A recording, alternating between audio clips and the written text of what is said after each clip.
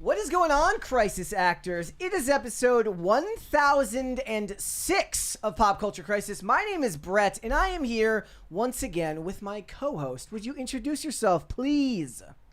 Hello, Crisis Actors. It's Mary. I'm very excited about channel memberships starting up. It's a long time coming. Yeah, I love the emojis too. We weren't gonna put them into play until we had the emojis ready to go, and I figured that would be Wednesday when you got back. But people, we enabled the memberships, and without me even saying anything about it, members started signing up right there during the show yesterday. So we kind of had to make the announcement. Oh yeah, they already knew the drill, yeah. And that's not to say that people who aren't channel members aren't Crisis Actors. But you're really like fully committing to the lifestyle of being a fan of PCC if you're a channel member. And of course, that includes the emotes. We do have a brand new channel member. By the way, it's from the Rev 2100. Thank you for that. And we also have a $20 super chat there from Shane H. Wilder. You see that one? Yes, we do. Don't want to miss that. Yep. Happy Wednesday, Brett and Mary. So Pokimane was caught saying that no one is really blonde. Does that mean Mary isn't a natural blonde? And worse, that blonde Brett didn't exist? I feel so distraught. That's not possible because there's a blonde Brett emote right now that you can use. Yeah, that cannot be true. I believe it in the clip she said that there are almost no adult blondes, which necessarily means that there are some. Yes. I think that's all she was trying to say. And I know everyone's gonna think I'm lying, but I promise you I am a natural blonde. That's how I'm able to bleach my hair so easily. Anyway, it's been kind of a silly day because I hope you can't hear that. Earlier, someone was literally scaling my window. It's like Spider-Man. People washing the windows today, and we were in the middle of show prep, and there's just a dude like literally directly in front of me while we're making a thumbnail about Pedro Pascal, and I'm just like, I know I look silly, thank you. And Mary has to contend with them. My window. Mary has to contend with them every day because they look at her and they're just judging her harshly. Yeah, she's got a ring light. I hope that's all in my imagination. They're not actually judging me, but like I definitely felt judged the day that they were laughing at me. I don't think I was making that up. Yeah. You know, one day you'll have to ask them if you ever see them on the street. Be like, hey, what were you thinking? Were you just like, was I just, would I look like a schmuck to you because I had a ring light on? Are you judging me? I almost certainly do look like a schmuck for sitting in front of multiple ring lights with a microphone. Like, of course I look like a schmuck. That's not even a question. I was watching old episodes of Hawaii Five-0, and Danny says schmuck a lot, and that's one that needs to come back into the lexicon. We need to call people schmucks again. I also need to rewatch Dinner for Schmucks. That was a good movie. There you go. Oh, go ahead. Just a random thing I wanted to mention. It's just a quick recommendation. Not that anyone was wondering. If you're a fan of almond croissants, I highly, highly recommend getting the frozen Trader Joe's almond croissants because you basically just throw them in the oven and proof them overnight, and then they're ready to bake. Okay. The only issue is, a couple of times this happened to me. The filling just like explodes out of one end of the almond croissant, and it looks like it had a diarrhea accident, but it still tastes the same. So just warning and recommendation there. All right. In case anyone was in the market for an almond croissant.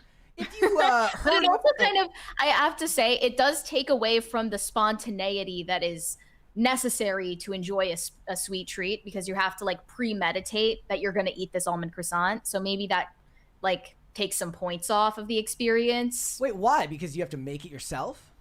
Well, because part of the enjoyment of a sweet treat is that it's an out of the blue thing that you decide to do. Like it has to be a spontaneous thing that was like, oh, you're just walking past this place that happens to have a sweet treat. Like, don't mind if I do. So this is what happened to me on Monday. It wasn't a sweet treat, but I had to admit to Olivia, you know, when we were going to bed, I was like, I have something I need to admit to you.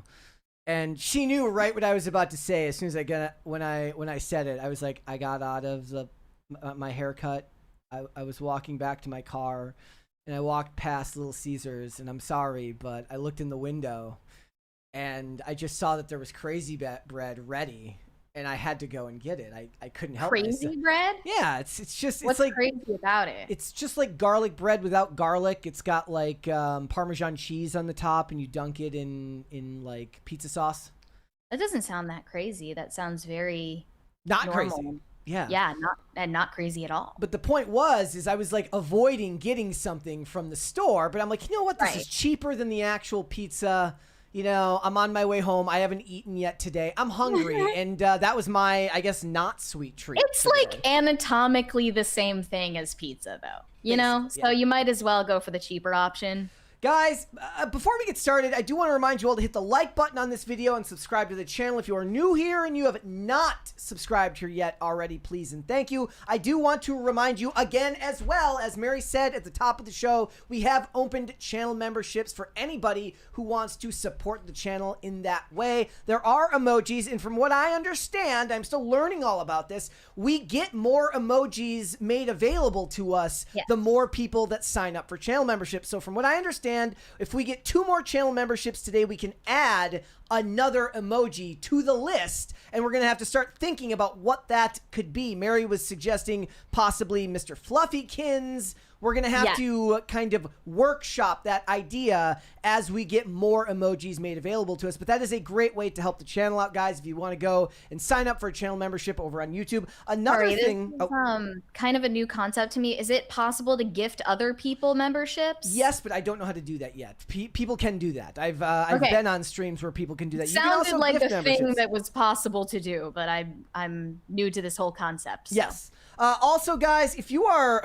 Well, okay, this is going to be... How do I explain this? If you're listening to this on a platform that isn't Spotify, but you normally listen on Spotify, I do want you to know that I am aware that we do not have the shows going up on Spotify right now. This is a problem that seems to be coming from our host end. It is still connected in the RSS feed. The destination is all set there. This happened a couple of weeks ago, in which like 2 episodes, a Thursday and a Friday episode, didn't go up over the weekend, didn't go up, and then over the weekend they finally showed up back on Monday. I'm trying to work this out with our host, and I am on it, guys. So if you are listening to this on another platform, I appreciate it. Otherwise, share it out and let other people know they can listen to it on all of the other audio podcast platforms that are available, like Amazon Music. That's a very popular one. If you listen on Apple Music, another place that you can listen to it. I don't even know the name of the platform that I listen to audio podcasts on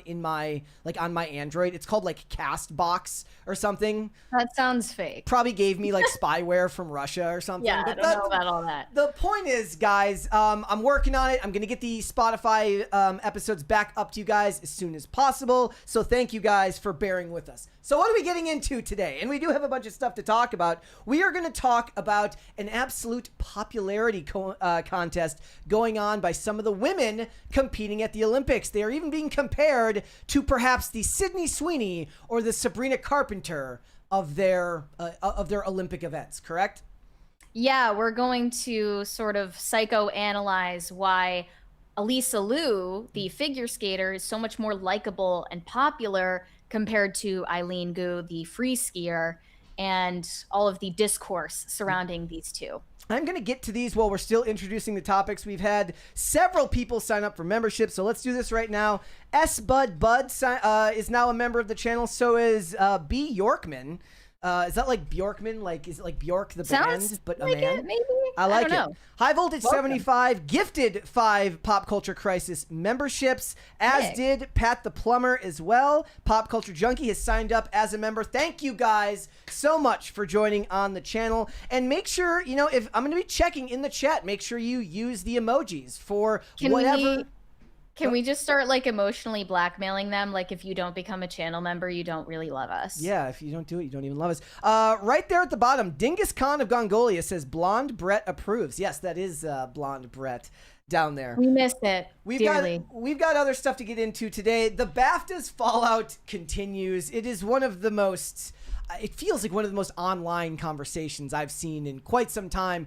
But the gentleman who yelled the slurs during the show, the gentleman with Tourette's, has released a statement, and we're going to get into that. It came out after we did the show yesterday, of course, because that's when everything happens, right before we go live. So we're going to talk about it. Also, we've got a Benny Blanco hit piece for you guys.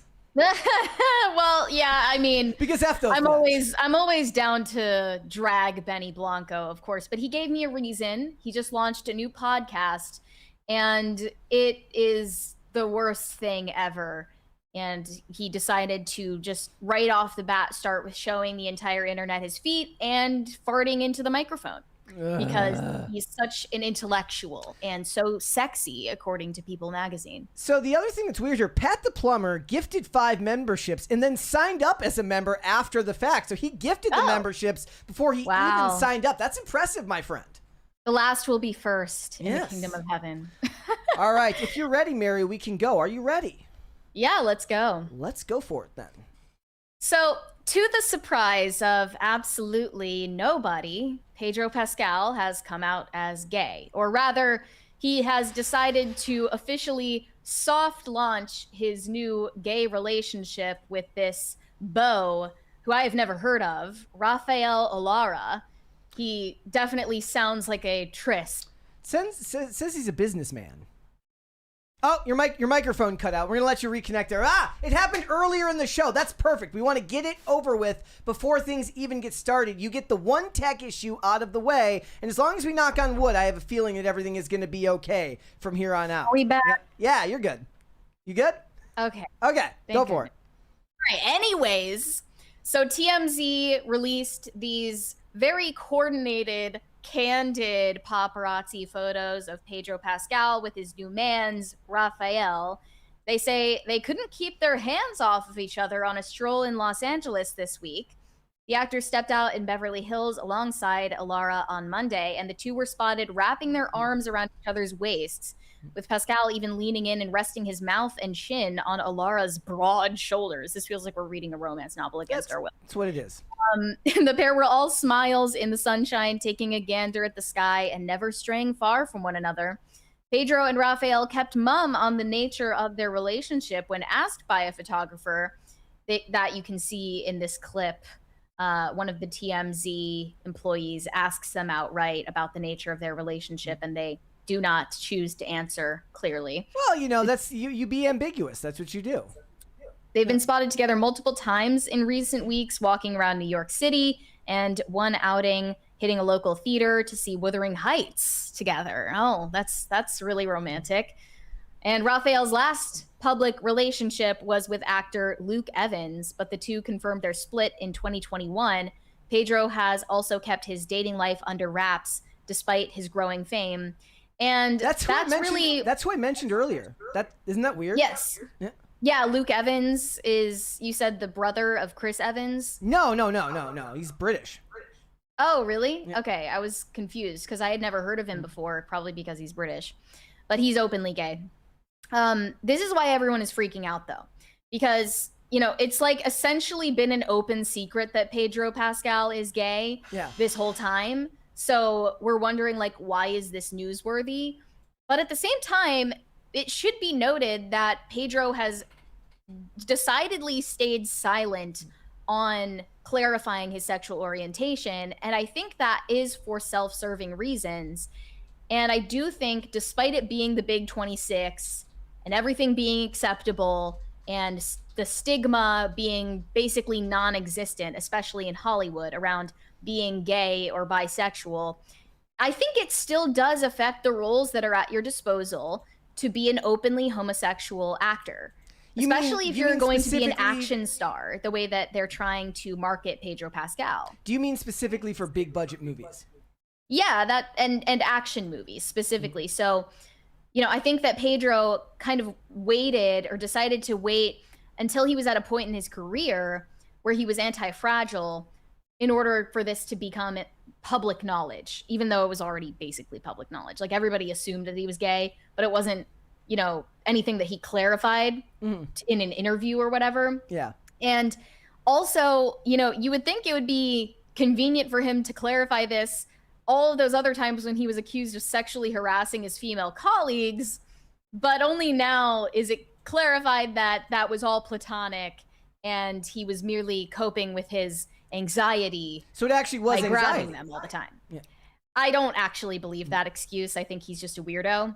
I still think he's a weirdo, and that his behavior with Vanessa Kirby on the Fantastic Four press tour was inappropriate regardless of his sexual orientation. I don't think that what they were doing on the red carpet or during interviews was professional, and it definitely gave everyone weird vibes, especially given that Vanessa Kirby is a married mother. I regardless of whether you're gay or not, I still don't think that that's appropriate behavior as colleagues. Do you think he's going to continue to try to go to the action role route, or do you think he's going to just take over and start doing what he seems to do most of the time now, as we know, is he's spending his time choosing roles like Eddington. That seems to be the stuff he actually wants to do. So now he doesn't need to go the action movie route. But it is funny because he was, like you said, he was dating Luke Evans, and Luke Evans is, on the side, he was the bad guy in one of the Fast and the Furious movies. So, well, to be clear, Raphael was the one who was dating Luke Evans. Oh, okay. No, yes. I'm sorry. The point being that as an actor, he understands that there are plenty. Like I've always mentioned, the one I mentioned to you is Matt Bomer, who was, from what I understand, always out, at least as far as once he was doing the show White Collar, and from then on out, it never really mattered. And Wentworth Miller, another actor who's gay, and it didn't really matter. The weird thing is, I was reading this thread earlier from The Quartering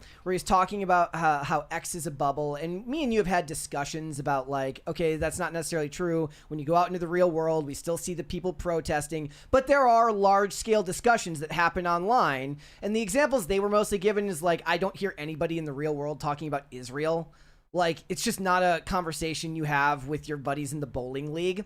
But, like, if you think about it, like, how many people that are going to the movies these days, which is already, like, a shrinking number of people to begin with. I think they said that AMC was down 10% in the fourth quarter last year. They don't know or care whether an actor is gay or not. And I don't know if maybe you're right. If the idea here is, like, the Mandalorian and Grogu it's his last hurrah in a role like this, and he doesn't need to worry about it anymore. But I'd contend that I don't think he had to worry about it to begin with, but I'm guessing that his agents and his managers gave him different advice. I bet that Pedro Pascal, from his perspective, thought he was basically paying his dues in Star Wars and Marvel projects in order to earn the right to do the artsy fartsy stuff that actors love. Sydney Sweeney's like, I don't do none of that. I just do the artsy fartsy stuff, and everybody hates it, and I do it for the love of the game. But the trade-off that she has to make, of course, is by monetizing her career in other ways that are less respected by her industry. Like brand deals with Dr. Squatch and selling lingerie that's funded by Jeff Bezos. Whereas Pedro had to work for Disney. Katie in the chat says Matt Bomer can actually play straight, though. Yeah, I mean, that was the whole point of his character in White Collar, was that he was a ladies' man. Though I would contend that they never made it overboard. He was never like a womanizer. He was just handsome and never had a woman that didn't take to him. I must say, when I watched Pedro Pascal in The Materialists with Dakota Johnson, I did not find him believable as a straight male love interest. Okay. So I can think of more examples of straight male actors playing gay characters than vice versa. Some that come to mind are Daniel Craig. He was in this movie literally called Queer, playing a gay man. There's also a rumor that Theo James was going to play George Michael. Did that end up happening? I don't know. That would be another example. I mean, but the thing is like there are tons of gay actors in Hollywood, and they probably a majority of the roles they play are straight. It's just that them being straight isn't written into the storyline of the movie. It's not the point of the movie, whereas oftentimes when they're making a movie, if you're making Bros, the point of the movie is that it's a gay rom-com, which means it's about being gay, whereas it's just a matter of course for a gay actor to play a straight character because it's not written into the storyline in the same way. Well, another complicating factor here is that gay actors have their own individual perception of how they're treated in the industry that isn't necessarily reality. There's a survey of 45% of LGBT performers saying they strongly believe producers think of them as less marketable than heterosexual actors. But that's, again, just their own individual perspective.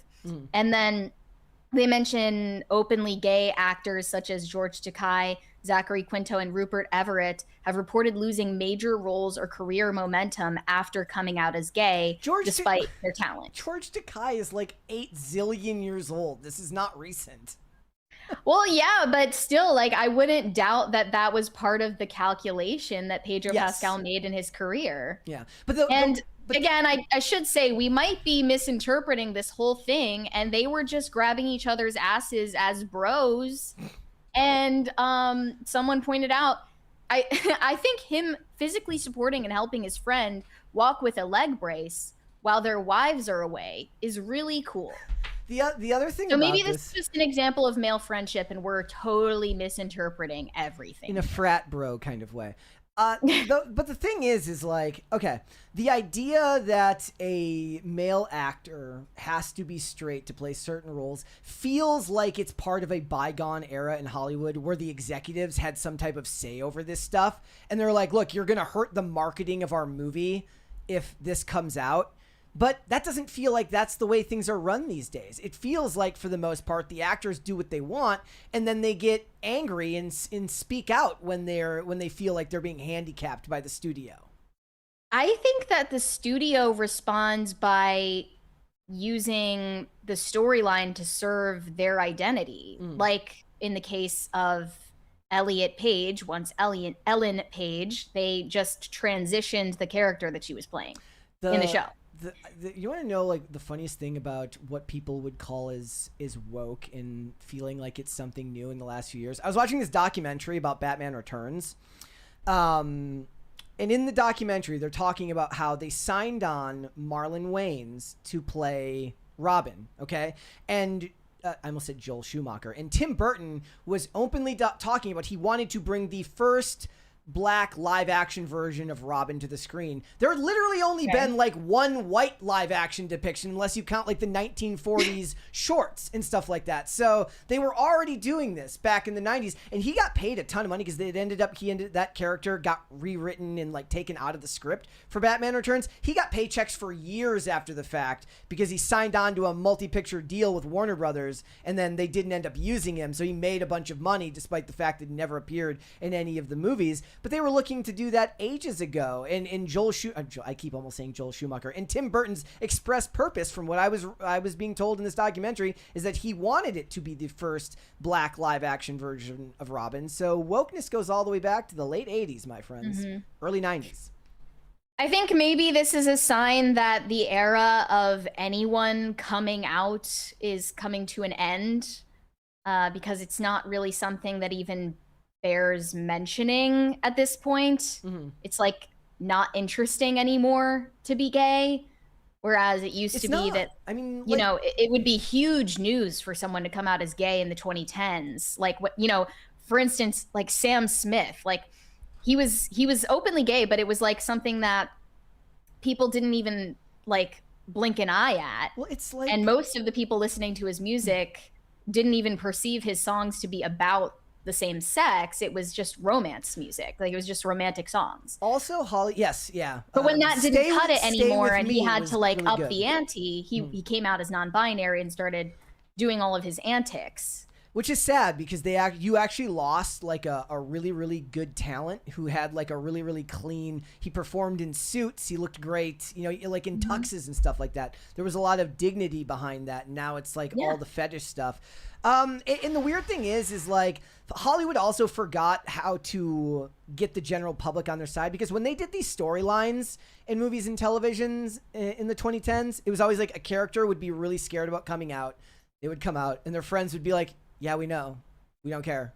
Like that was the way it was always portrayed. Yeah. And that was Hollywood giving the general public the benefit of the doubt that they're not going to be bigoted and not accept them for who they are. Now they make all of it some type of large scale story where the family doesn't accept them. Now they still did that story as well, but if your friends aren't, that's insane, because most of these people were raised millennials and grew up in a very different culture than their parents. I should also mention, with the theme of studios catering to the identity of the actor, another example of that that's more recent is Noah Schnapp.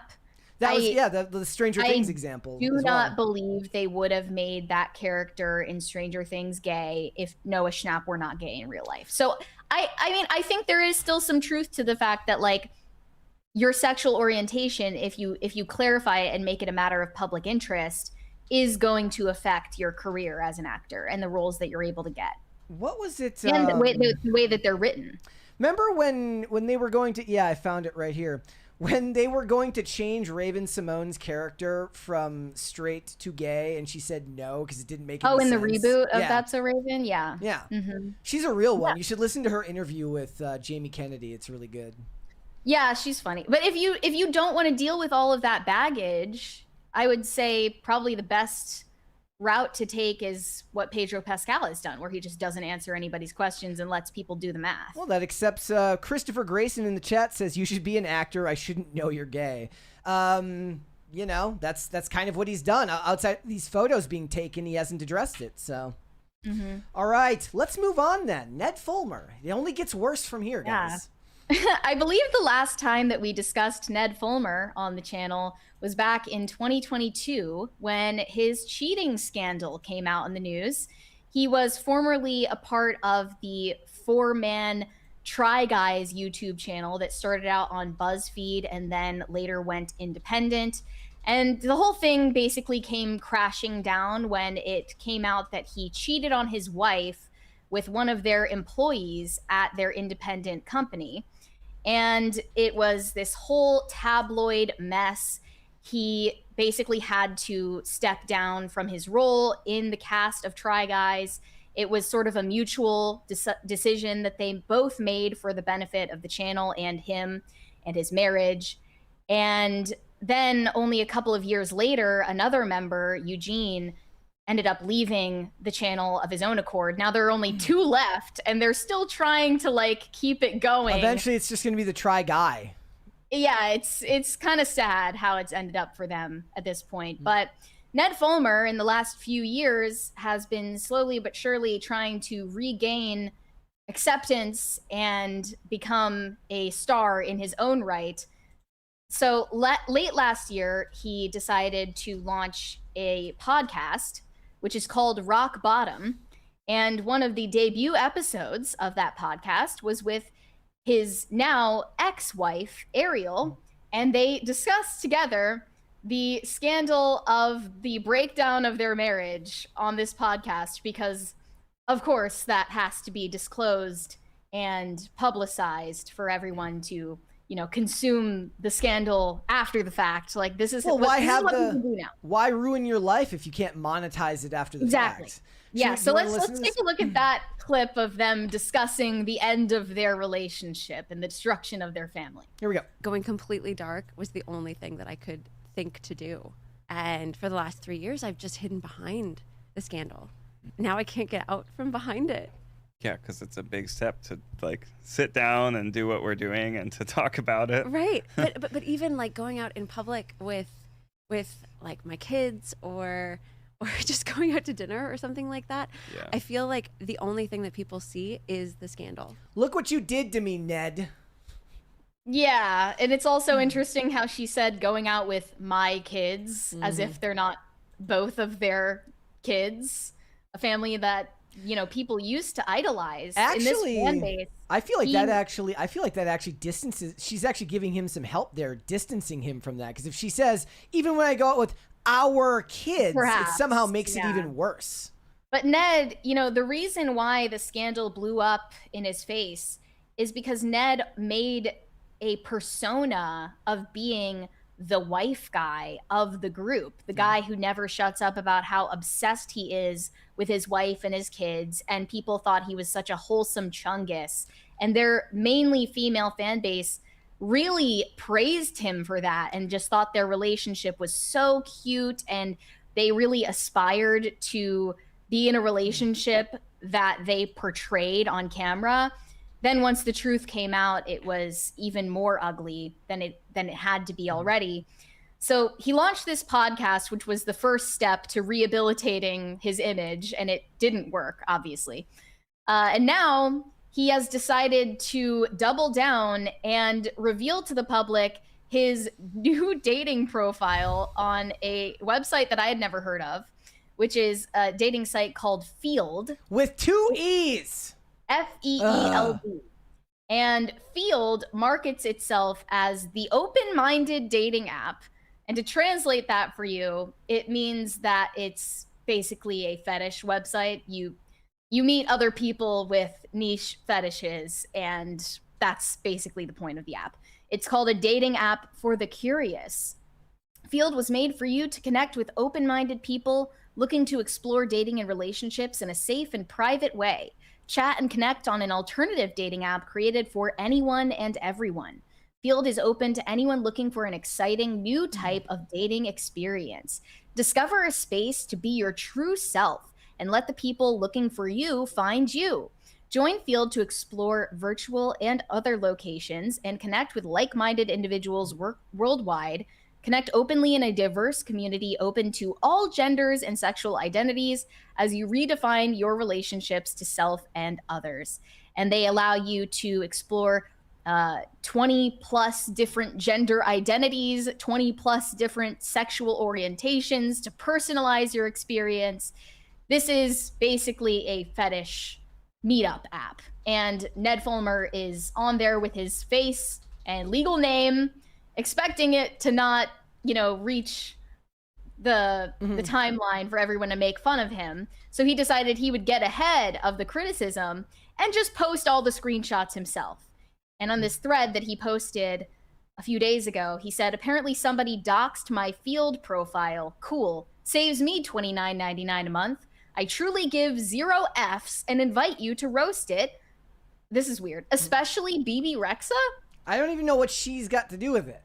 I don't know what BB Rexa has to do with this or why she would be particularly interested in Ned Fulmer's fetish profile. But anyway, he then also provided the link to his profile. And this made me think, is this an undisclosed ad for this dating site? I can't confirm that. Kind of feels that way, right? Weird to me that he would do that. Anyway, he starts posting this first screenshot of his profile where he actually calls himself Edward instead of Ned. And he describes himself in this photo with his dog as a dom-leaning switch looking for a bratty sub. 5'10", ENFJ, athletic, and currently sporting a beard. I didn't have time to look it up. What the hell is an ENFJ again?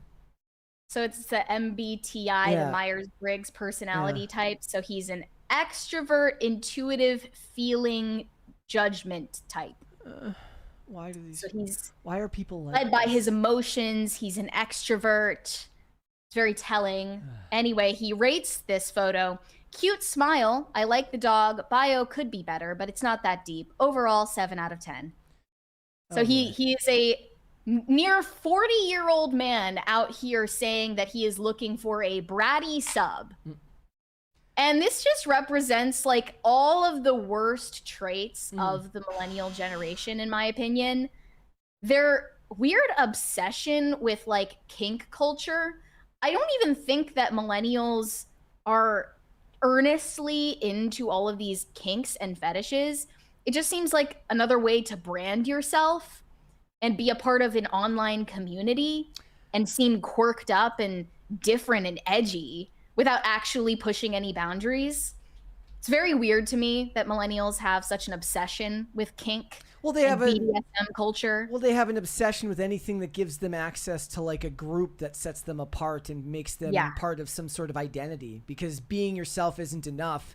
Being on your own isn't enough. You have to fit in somewhere because we've fetishized the idea of being excluded when you were younger for something. Thus, you need to find your community so you can really truly understand your people. I suppose that also is in line with people who feel like they don't have a marginalized identity, so they have to go find one out there. Right. So they have a community to fit into. Right. It's also a hypersexuality devoid of actual eroticism, because what goes along with all of this kink culture stuff is intense legality and like contractual obligations involved in each and every sexual arrangement.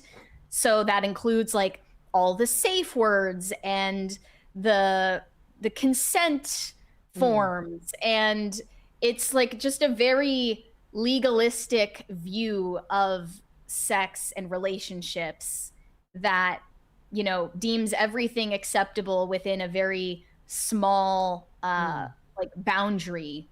Anyway, he continues. This next photo is him wearing a mask. Do you have this photo? Yeah. Hold on. Let me find it here. Got to scroll down here. He says in this one, nice fit, mask is fun, great view. Was a photo shoot with Ariel, his ex-wife, for our dating profiles at a school fundraiser, but nobody needs to know that. 8 out of 10. Oh boy. And then next one, he's posing with like a wakeboard or something. I don't know what this is. He says, love this one. I tried kite surfing in Greece this summer. A little goofy. Shows something extreme. 6 out of 10. Show something extreme. Yeah. In this next one, he is cosplaying as the Hulk. This is from Halloween. He says, when I was in treatment, stress, anxiety, depression, had my weight down to 155, which is way too low, but my abs looked defined and I'm painted green, so whatever, it's fun. 5 out of 10. The next one is him in a hot tub. Calls himself Hot Tub Mountain Man. Yeah. Probably should delete this one, but the sunset was nice. 6 out of 10. The next one is him shirtless wearing a fur coat. Yeah. Says, this one's nuts and way too costumey from the Eras tour, but the beard was strong and whatever, and I'm a single dad on a dating app out here living my life. 2024 wedding ring is confusing, but hey, it's Field Co. Half of the people are poly. 4 out of 10. So he's looking for some kind of polycule that will accept his blended family or something. And he ends the thread by saying this: follow me for more divorced dad, unhinged energy or whatever, or unfollow me. I don't care. Hope this gave you a laugh. I can't. Nobody believes that you don't care. Yeah. And it's incredibly obvious that you are just dreadfully miserable in your life, and that your life is empty because you walked away from everything that made it meaningful. And you had what so many people dream of having, which is not only a successful career and a solid group of friends, but also a stable family life and a happy marriage and children.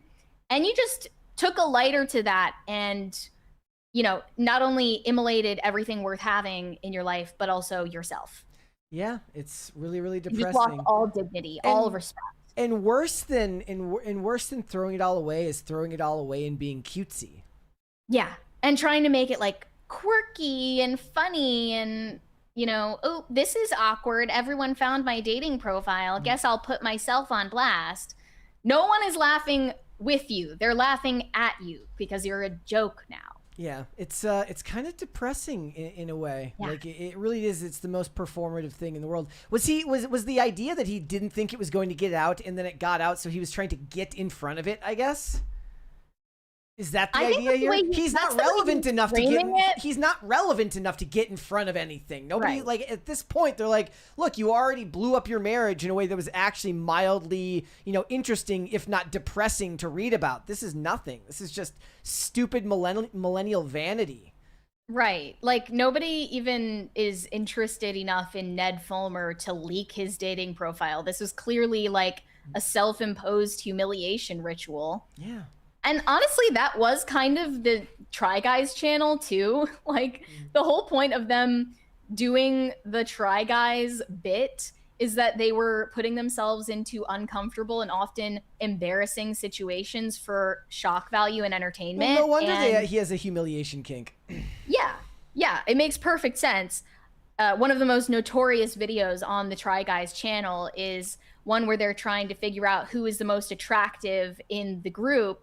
And part of that is getting their testosterone levels measured. Yep. And they all had dangerously low levels of T for their age. They had like an average T level of like an 85-year-old man. And even the one member who had the highest levels of testosterone still had lower T than a man his age should have. Yeah. And that was Eugene, the gay member. So their whole thing is just being mocked and derided for entertainment value. They're a laughingstock by choice, but Ned Fulmer is the absolute worst of the bunch. The only worse example I can think of in like the YouTube space is or was Chris Tyson from the Mr. That was Booth channel. what I was thinking of. That was the only other one that I could think of. That one is like pretty much the only example I can think of that measures up in the level of like just darkness, because you know, he also walked away from this seemingly ideal marriage and his intact family and successful career to pursue sexual hedonism. And so did Ned Fulmer. At least he's still a man and, you know, doesn't want to transition himself. Like, I guess count your blessings, but it's pretty bad. And it's just really sad to see how far this man has fallen, and he still isn't willing to take accountability for what he did to his own life. Yeah. All right, guys, we're gonna move on. We're gonna do cringe and cute of the day, and I was taking a gander over at the Rumble discussion going on right now live in the chat, and Blue Used to Be Cool was saying in there that she had submitted for cute of the day and it hadn't been picked yet, and I couldn't find it, so I asked live while we were doing the last topic to please resend it, and here it is. Whoa. This is from Heather Blues. Says, this is Pookie. She is 1.5, crazy calico, who absolutely dominates our home. She loves to talk and just sit and stare at you. Creeper. Oh my gosh, Aw. yes. Pookie is adorable. Pookie does look like she would enjoy staring. And oh, yes, absolutely. Like you're just living your life and the cat is just standing there creepily looking at you. Toast does this. Toast will walk. Well, what Toast does, Toast walks into the room and just looks up at you like a creep and stares until you get up and move, and then follows you around. Do you think that your cats can see ghosts? A lot of people think that their cats are able to see spirits in the room. Perhaps. I have no idea. I know that Toast likes to stare, and it's a bit creepy. But that's okay. Pookie is a very, very good-looking cat. We love Pookie. All right, let's do cringe of the day, guys. We do have a cringe here. This is a VR chat cringe. Okay, here we go. Bad. Because we're in virtual reality, we can go anywhere. Dude, be Ghostbusters, SpongeBob. Be SpongeBob. SpongeBob. Oh, you want me to be SpongeBob? Okay. I was gonna say we could go to a SpongeBob world. Oh, do it. Okay. Is the other person just doing idle animations, or is that another person? She's just jumping, yeah. She's just having fun. Spin twice to the left if you need help, other person. She's fine. If you don't need help, spin to the right.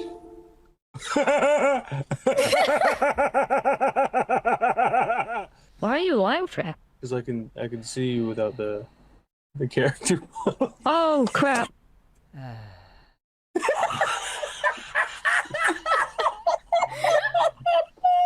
The way he just runs away after that. I don't blame him.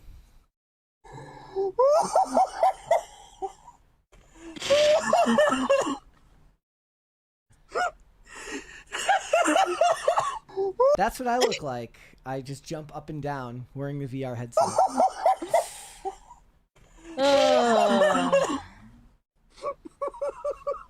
I can't believe it. Do you like anime? Where do you find this stuff? This is just what comes up on my For You page. Your algo is messed, man. Your algorithm is messed. This is part of the job. I'm here to deliver the cringe. Can you blame me? All right, let's right. move on. We've got more stuff to get into today. Yes. A contest for popularity and perhaps also geopolitical power has emerged between two Chinese-American Zoomettes who are competing in the Winter Olympics. Their names are Alysa Liu and Eileen Gu. So Alysa Liu is currently the favorite. She is a figure skater, and Eileen is a free skier. And although superficially you would assume they appealed to similar demographics, the differences between these two Zoomettes could not be more stark. So, for one, Alysa Liu, both of these women are born in the U.S., by the way. Alysa Liu, though, is competing for the U.S., and Eileen, on the other hand, decided to compete for China and is a dual citizen in China. And that speaks volumes about their respective values and worldviews. And of course, both of them have been baited in press conferences to speak about politics. It's a proxy war now of sorts between the two. Yes. One of the interesting things I saw that Eileen said was that when I'm in America, I'm an American. When I'm in China, I'm Chinese. Well, that doesn't really make much sense, does it? Not really to me. You know, they did bring up, reporters seem to continuously ask her, like, how can you compete with China knowing the human rights abuses? And she actually probably gave the best pro answer. She's like, yeah, I don't know. Like, I'd need to see some evidence, and then I'd need to like go there to see the evidence, and then I'd need to like read. Like, she basically just did what I was talking about the other day. She just walked around the question for like 6 paragraphs until they forgot what the hell they were talking about. Well, the main difference between these two girls, politics aside, is that Alysa Liu has this extremely bubbly personality. She looks so happy doing what she's best at. She's constantly just smiling ear to ear. She seems so happy to be representing the United States. And people just find her incredibly charming. I know I do. And although she appears to be alternative in some ways, for instance, she has this piercing called the smiley piercing you can see when she smiles. She also has this striped dyed hair. She doesn't appear to have like a dark outlook on the world. She is very joyful and exuberant and outgoing, and she's now a gold medalist. I think it's deserved. And that's because part of this competition is about personality and having an impact on the audience and people feeling invested in your story. It's not just about the sport itself. Yeah, you could not ask for a more interesting story for her, in the fact that she competed under her dad's watchful eye. She eventually retired because she felt like she wasn't being allowed to express herself in the way that she wanted to. In her mind, she said that she accomplished the goals that were set for her, which was to compete in the Olympics, obviously, before. Once she did that, she retired because she felt like her creativity was being stifled. Now she makes a comeback on her own. She gets to make her own choices. And if you're a producer for the Olympics, or one of the people who has to work on all of the peripheral stories that have to be told that actually make the Olympics what they are, it's not just about competing in high scores. It's about telling stories between the competitors. It's about telling stories between the nations. She has a fantastic story to tell. Right. And that also sets you up to make a successful career after competing, because just competing in the Olympics isn't enough to keep you afloat. You need if you're Alysa Liu. Make a brand and a persona out of what you out of being in the public eye. It is if you're Eileen Gu, though, because she got paid a hefty sum of money by the Chinese municipal sports divisions and stuff like that. Yeah. She made a calculated trade-off in that decision. Now, Alysa Liu has been criticized by some people for supposedly being woke, and I think that is completely unsubstantiated. She has chosen to say only positive things about representing the U.S. in the Olympics, and has very carefully treaded around the conversations where people are trying to get her to put down the U.S. and talk about our political divisions. So I don't think it's fair to call her woke. And then I also saw this one person saying Alysa Liu would be a legit 10 out of 10 without that stupid shit in her teeth. And they're talking about her piercing there. I just think like all of that really is kind of falling by the wayside because her personality is so powerful. Like, people just think that she's eminently likable, and that's really the only thing that matters. Yep. And the one response that I saw to this tweet said, Alysa Liu is realistically a 6.5 out of 10, respectfully. Okay. And yet guys online are going crazy over her because she has a very feminine temperament that almost no women have anymore. Light, charming, fun, almost feline, stress-free. I don't know about the feline part. I'm not sure what that means. But another post expands on this, saying there is a lesson here. Eileen Gu, the competitor who is representing China, is objectively beautiful, a model, and has used it to her advantage. She seems cool and calculated, and that isn't anything to her advantage. Alysa Liu reminds me more of the cute girl who sat behind me in algebra class. But men are fawning over Alysa because she's genuine and real, joyful, approachable, lovely. Eileen wouldn't look at most of us unless we were rich and handsome, and if she did, we'd wonder what she really wanted. Okay, can Alysa would giggle at our jokes. Yes, I know winning makes everyone look better, but these women are both winners. Alysa is more cute than gorgeous, but she is insanely attractive to men precisely because she seems real and joyous. Ladies, men care about how a woman makes them feel and how real she is, and they'll avoid even a gorgeous model for the woman who is unapologetically herself. It's the most important to be attractive, not gorgeous. And then this part at the end is a little bit more loaded. Christians, the joy of the Lord is palpable to godly men. Now, Alysa Liu I have no idea what her religious views are, so that seemed totally unrelated to the conversation. But his basic point is that despite Alysa Liu being, I guess, on some objective metric, less attractive than Eileen Gu, it's her personality that makes her so magnetic, especially to a male audience. Although I've seen she pretty much has an equal split. I mean, this is like when John McEnroe became the bad boy of tennis, right? Unique personalities set yourself apart, especially in a field full of people that all tend to look the same. I do think people are getting into their creative writing era with a lot of this stuff, and they are starting to transpose a whole lot of their wants and needs and desires onto somebody who's just a human being. And they're reading into both of these women's personalities beyond much. what they could possibly ever know. Yep. Another tweet said the Alysa Liu Eileen Gu moment might be the clearest proof that men aren't as shallow as people claim. Eileen is an international model. Alysa looks like the cute goth girl from your history class, and yet men are overwhelmingly swooning for Alysa just because she's bubbly. And so in order to make this comprehensible to my pop culture brain, I fashioned the analogy where it appears that Alysa Liu is the Sydney Sweeney and Eileen Gu is the Sabrina Carpenter. Yeah.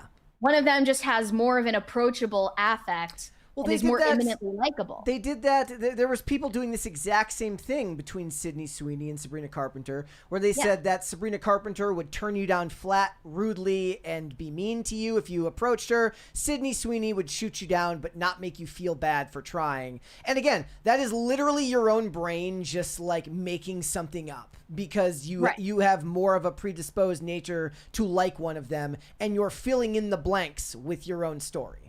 Right. At the end of the day, we really don't know who these women are behind the scenes. They're just public figures, and what they choose to present to the world is the only thing that we're able to interpret from them. What I said was that... It could be the exact opposite for all we know. What I said was that Eileen, she looked like basically a Disney Channel Disney Kids Channel villain, whereas Alysa looks like the quirky best friend of the main character. Yes.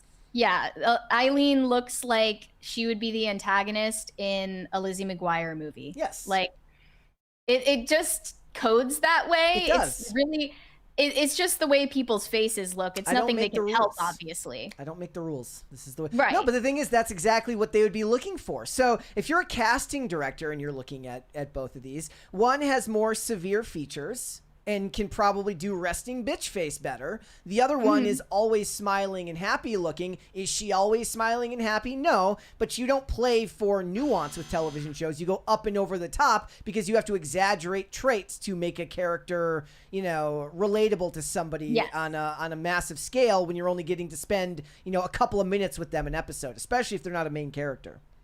What I think is commendable about Alysa Liu, beyond that she is, proud of representing the U.S. in the Olympics, is that she's been able to employ, I guess, what we're gonna call the Sydney Sweeney effect without alienating anybody. Because as successful as Sydney Sweeney is, it can't be denied that a huge portion of the online conversation about her is from critics and haters.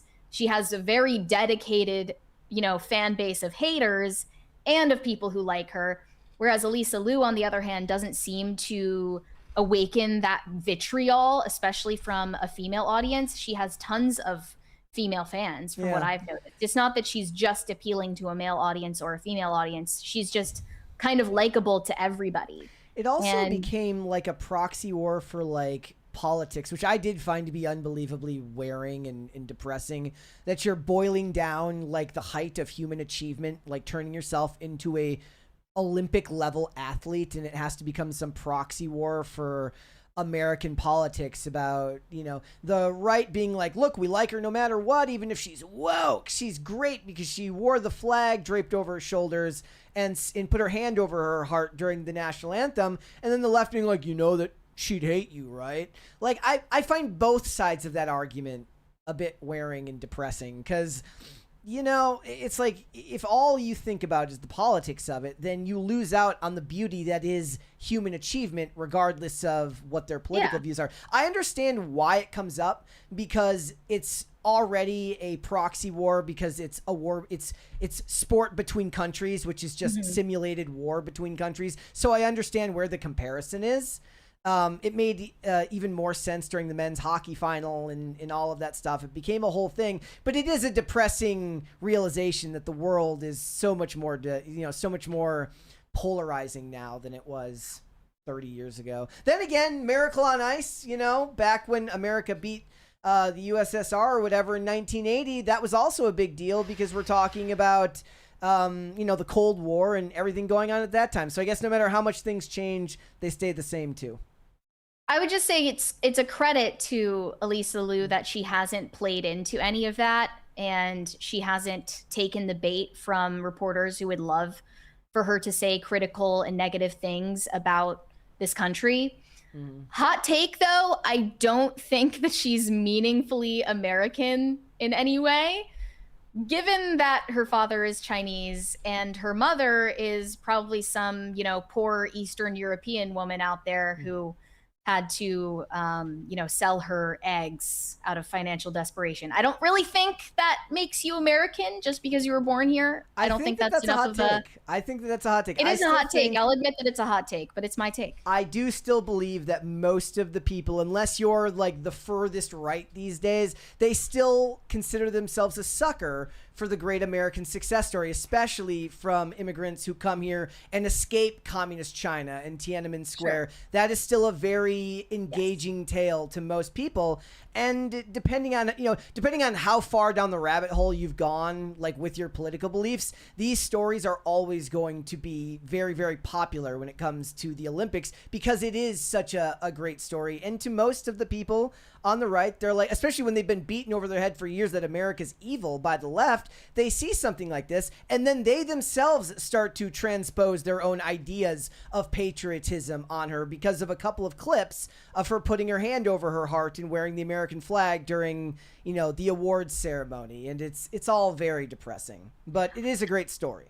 Do you know why people keep saying that Alysa Liu is woke? Apparently, is it really just because she's like a young woman with dyed hair? I think they said she used to have her pronouns in her bio and they removed it. I don't care enough to go and look. Whatever. As long as she keeps being the best in her field and she doesn't kneel for the national anthem or something, I don't have a problem with it. It is what it is.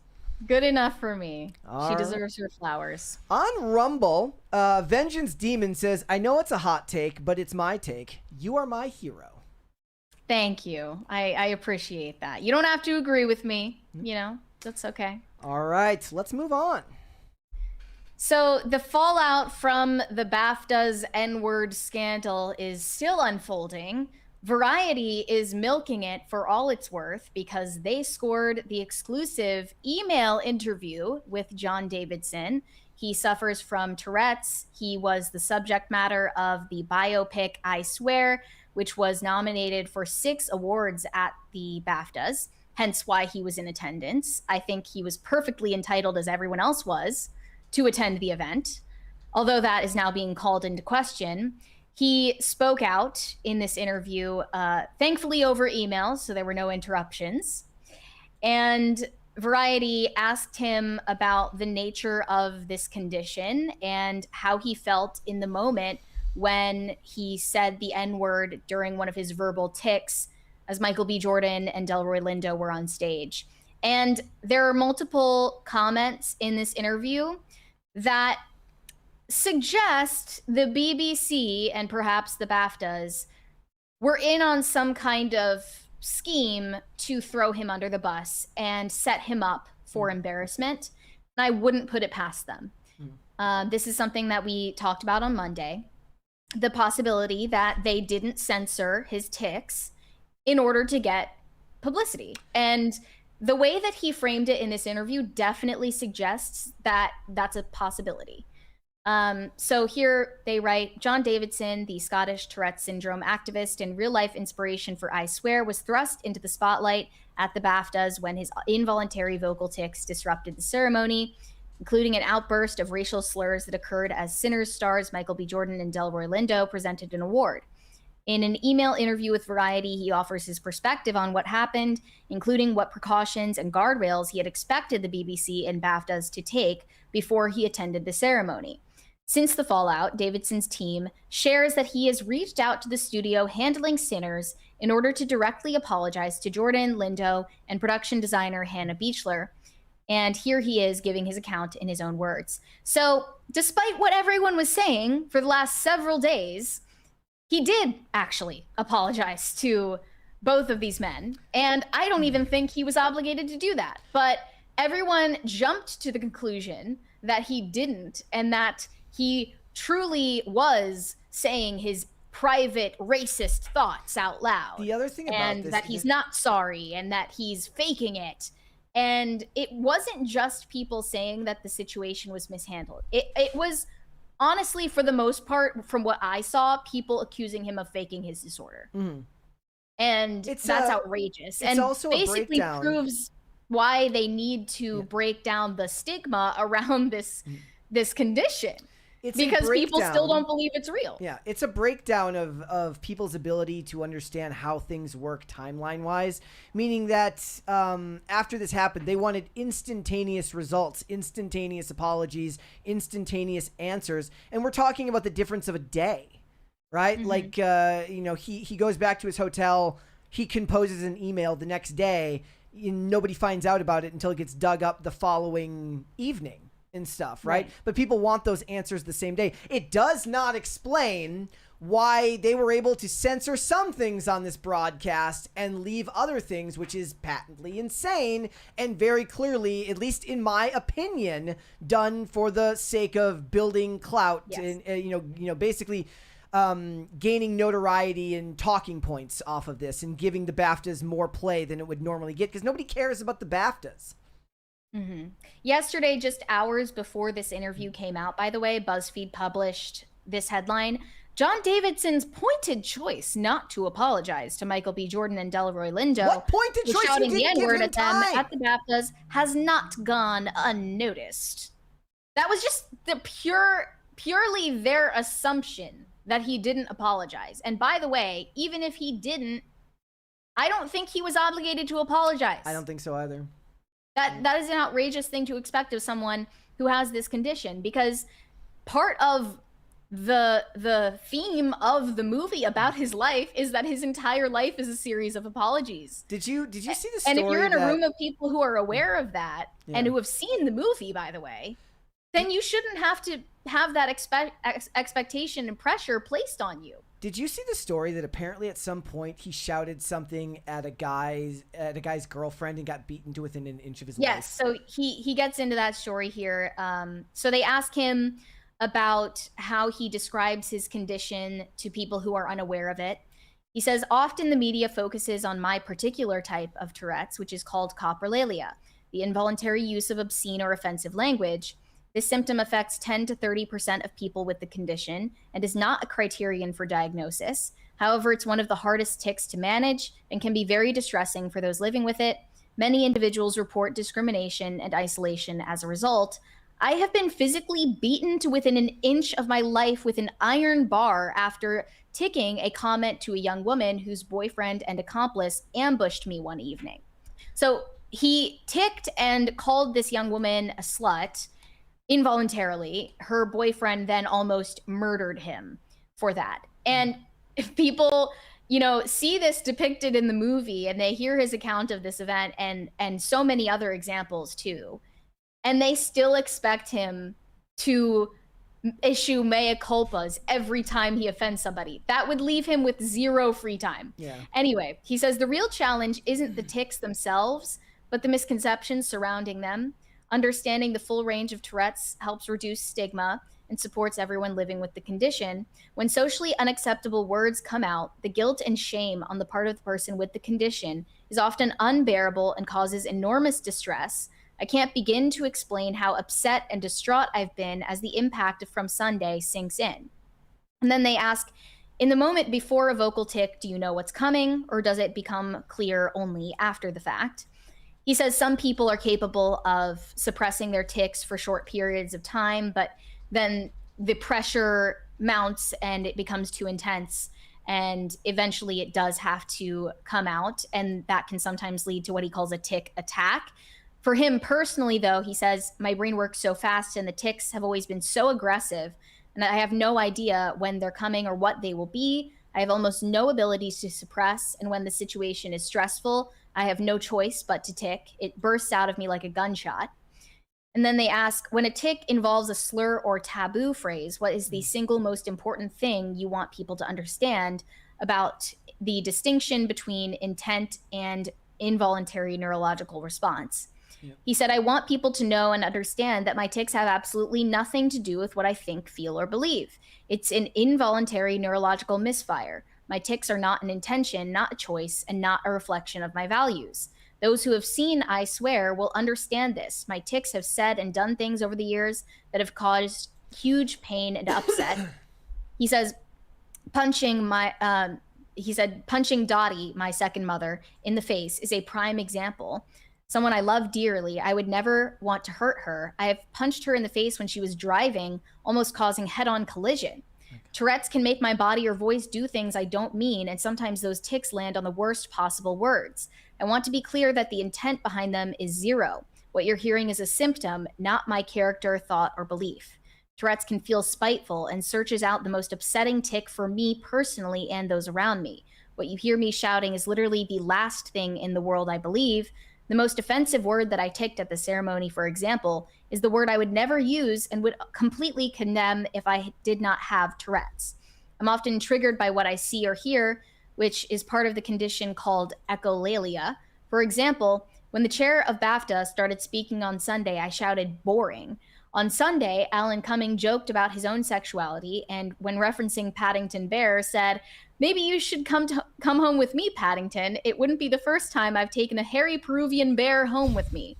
This resulted in homophobic tics from me and led to a shout of pedophile that was likely triggered because Paddington Bear is a children's character. Yeah. I would appreciate reports of the event explaining that I ticked perhaps 10 different offensive words on the night of the awards.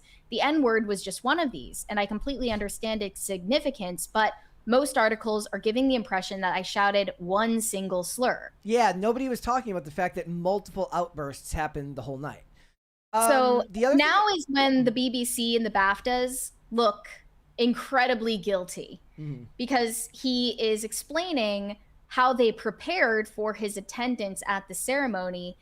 First off, it's already publicly known that they warned everyone attending that he was there and that they were going to hear him ticking. So that wasn't a surprise to anyone on or off stage. But he says he had just as much of a right to attend as anyone else did.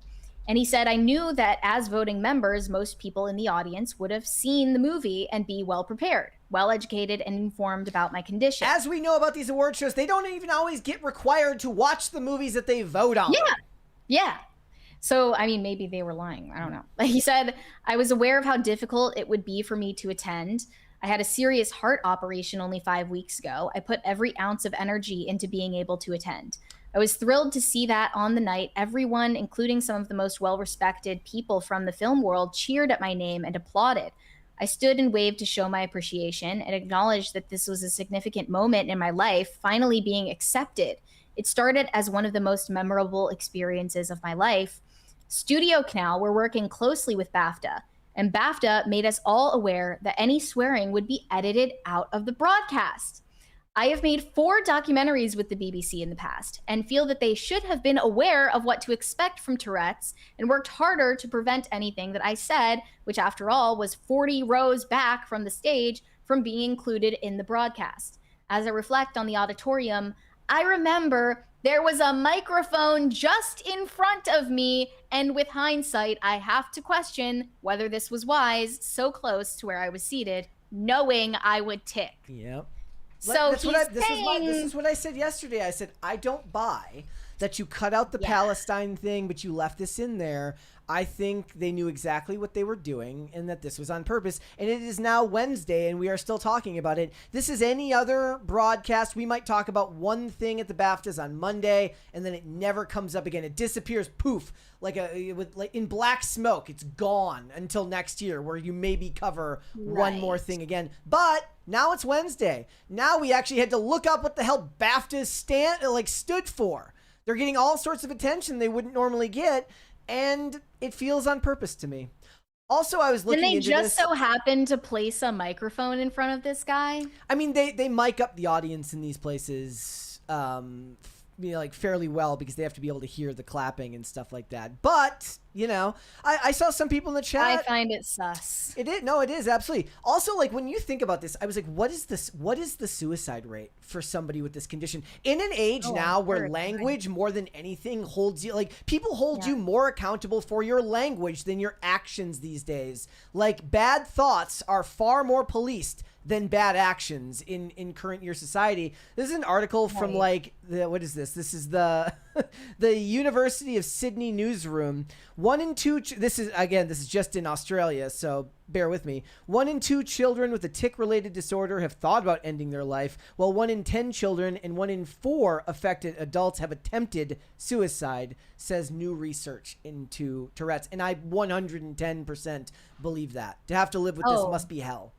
But I'm sure being a multi-millionaire black celebrity is harder than having Tourette's syndrome, right?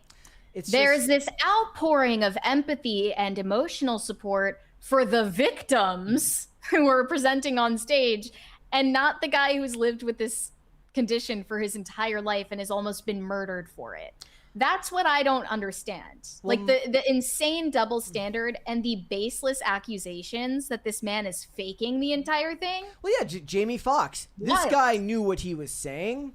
Yeah. Which is one of the most It's almost like he's trying to incite violence against this guy. Which is one of the most ignorant things I could possibly ever think of in this case. It's just the peak of performative wokeness, basically, because this guy's condition isn't something that he wears on his skin. It is something that affects his life and relationships on a daily basis, moment to moment. And while his character, in the movie is shown apologizing regularly for his outbursts, that's not saying that that's the ideal situation. The ideal situation is that people have understanding and empathy for him. And this part is really the saddest part of the interview. He says, initially, my tics were noises and movements, but the more nervous I got, the more my tics ramped up. When my coprolalia tics came out, my stomach dropped. As always, I felt a wave of shame and embarrassment hit me. You want the floor to swallow you up. I wanted to disappear. I wanted to hide. I was hoping people would understand. My mind was saying, these people have seen the film. They will know I can't help this. They will know it's not me. This is exactly why we're here. I was saying in my head, please don't judge me. Please understand this isn't who I am. I was trying to calm myself down, to breathe, but ultimately I made the decision to leave, to not cause any more upset. BAFTA found a private room with a monitor where I watched the rest of the award ceremony. The awards were just a heightened version of my everyday life and are the reason why for many periods I have been fearful of leaving the house because I'm so anxious and nervous about what I might tick and what people's reaction might be. And then they ask him, if he's seen or where he's seen any real progress in his educating and campaigning around Tourette's syndrome throughout his life, and where does misunderstanding persist. He says, sometimes you feel like you're making real progress in educating people, but there's so much more needed. Comments following the BAFTAs where people have said things like, I need to stay inside, I wouldn't say these things unless I thought them, and that I'm a racist deep down, are deeply upsetting for me and show there is still so much to do. The negative responses only go to show the importance of people seeing the film and understanding more about a complex condition. I had an expectation that the BBC would physically control the sound at the awards. I was so far from the stage, from the lack of response from the early presenters to my tics, and with no one turning around to look at me, I assumed that I couldn't be heard on stage. The only time I became aware that my tic had reached the stage was when Delroy and Michael B. Jordan appeared to look up from their role as presenters, and soon after that, I decided to leave the auditorium. So once again, he's like saying it without saying it, that he basically thinks that the BBC or the BAFTAs or both conspired for this to take place. I'm kind of thinking he's right. I'm not even kidding you. You do have to contend with people like this who left a comment on the article from Variety. These people still exist. There are real human beings that say, why is the word even in his vocabulary? As if it's not a word that every human being on planet Earth has heard. Oh my gosh. It's just like, oh, well, I've never even thought about the N-word before. It's crazy. I've never even privately thought the phonetic sounds of the N-word before because I'm a good effing human. Stop giving excuses for racists. This is 2026. This is another comment on here. You live in the same world as these people, and it's absolutely crazy. So. Yeah, there are some people who are just never going to be won over to the side of reason. That guy's life just must be hell to be that guy. It's really sad. It's really sad the way that this all happened. All right, let's move on. Let's talk about Benny Blanco. Yeah, so I believe the last time we talked about Benny Blanco was when he was unanimously voted the people's sexiest man alive. And now he has just launched a new podcast, and it's called Friends Keep Secrets. Just imagine if, like, Jeffrey Epstein launched a podcast called Friends Keep Secrets. I'm sorry. It's just, like, a weird title. Anyway, it's with his BFF, Lil Dicky, and Lil Dicky's wife.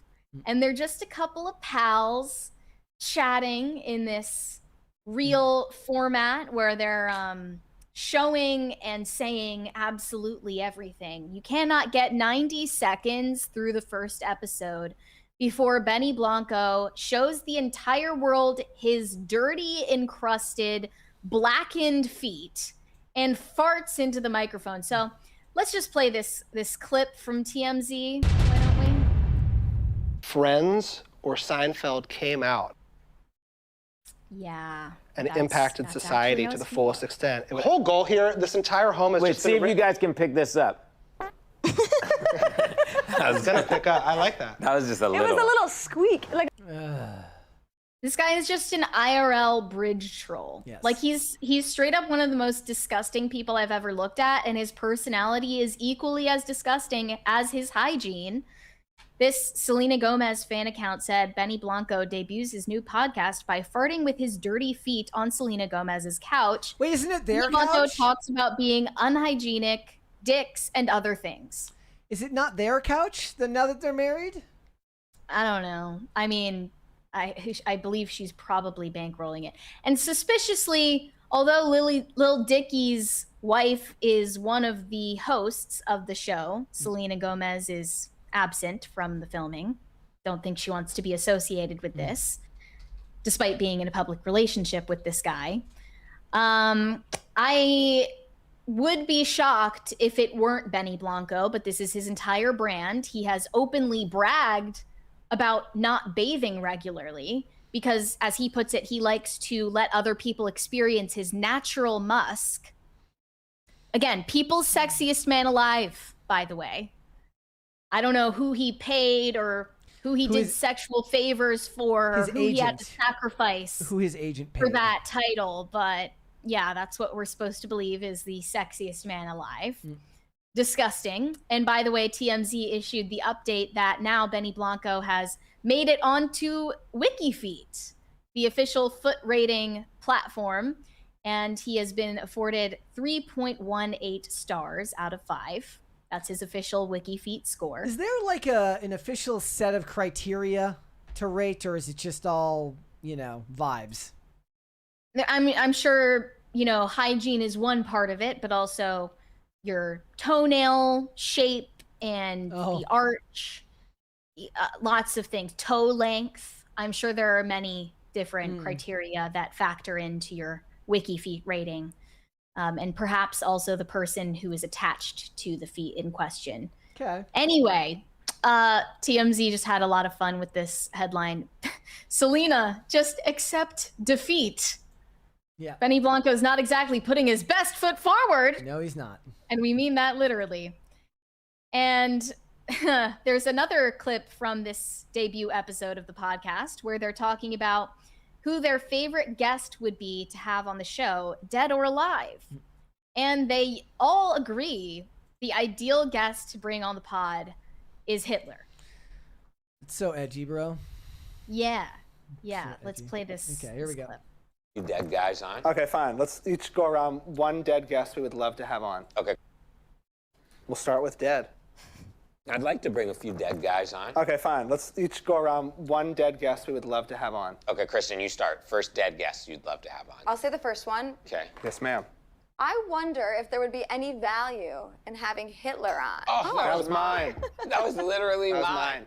That is a beautiful thing that just happened was- there. They have no sense of they have no sense of uniqueness whatsoever. Mine. That's friendship. Hitler and a translator is what I was going to say. Yeah, but just to be like, just to see if A he had dead it, if he translator. takes it all back. He's not going to take it all Oh, I back. don't think he's taking it back. I wanna make him defend I just himself. want to know. And also yeah. for the people that believe it didn't happen, Yeah. for them to I be just want to told. say, like, what was the deal, Hit?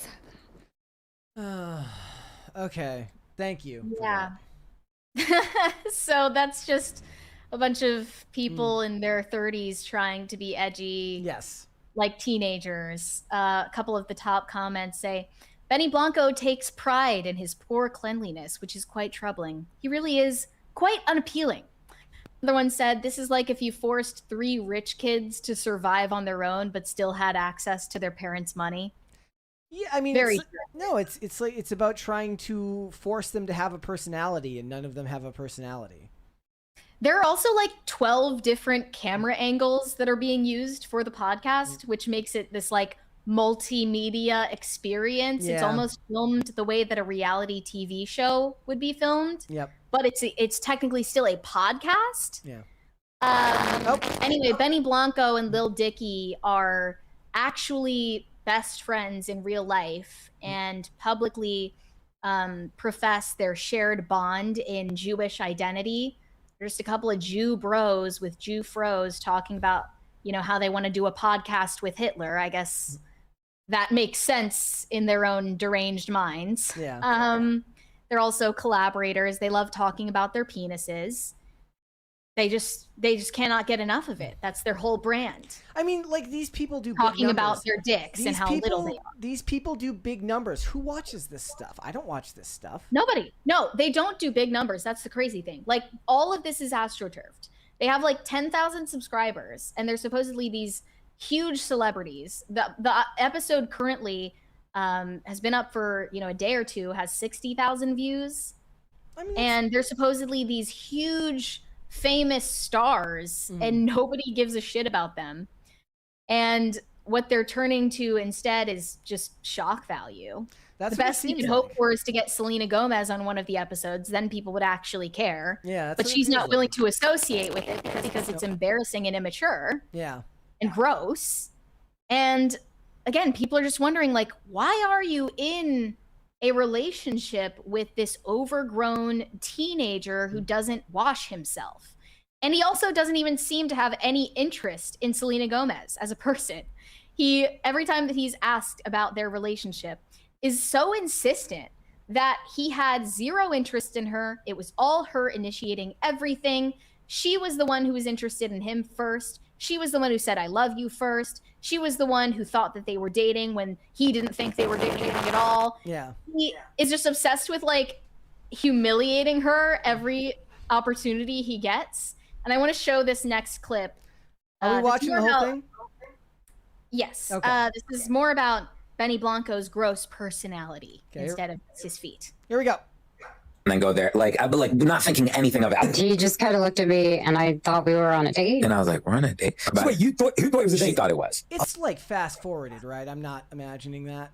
Yeah. Okay. She thought it was a date. I'm sorry, a nice man takes me out for a drink. I'm assuming it's a date. I didn't know. She all of a sudden like leaves, and she was like, I have a video shoot really early in the morning. And I was like, okay. And I was like, but I wasn't like, because it wasn't a date to me or anything. So I was like, okay, cool. And I stayed with my friends and stuff. And then she texted me after, and I remember you being like, that was like one of the most fun times I've had in a really long time. And I didn't even realize we were on a date. I didn't even know we were on a date. And she was like, I love you so much. And I like didn't say anything. She actually said, I love you first. She goes, I love you. And I was like, go back to bed. I thought he asked me out, but he wanted to hang out as friends. So I thought it was a date. She asked me.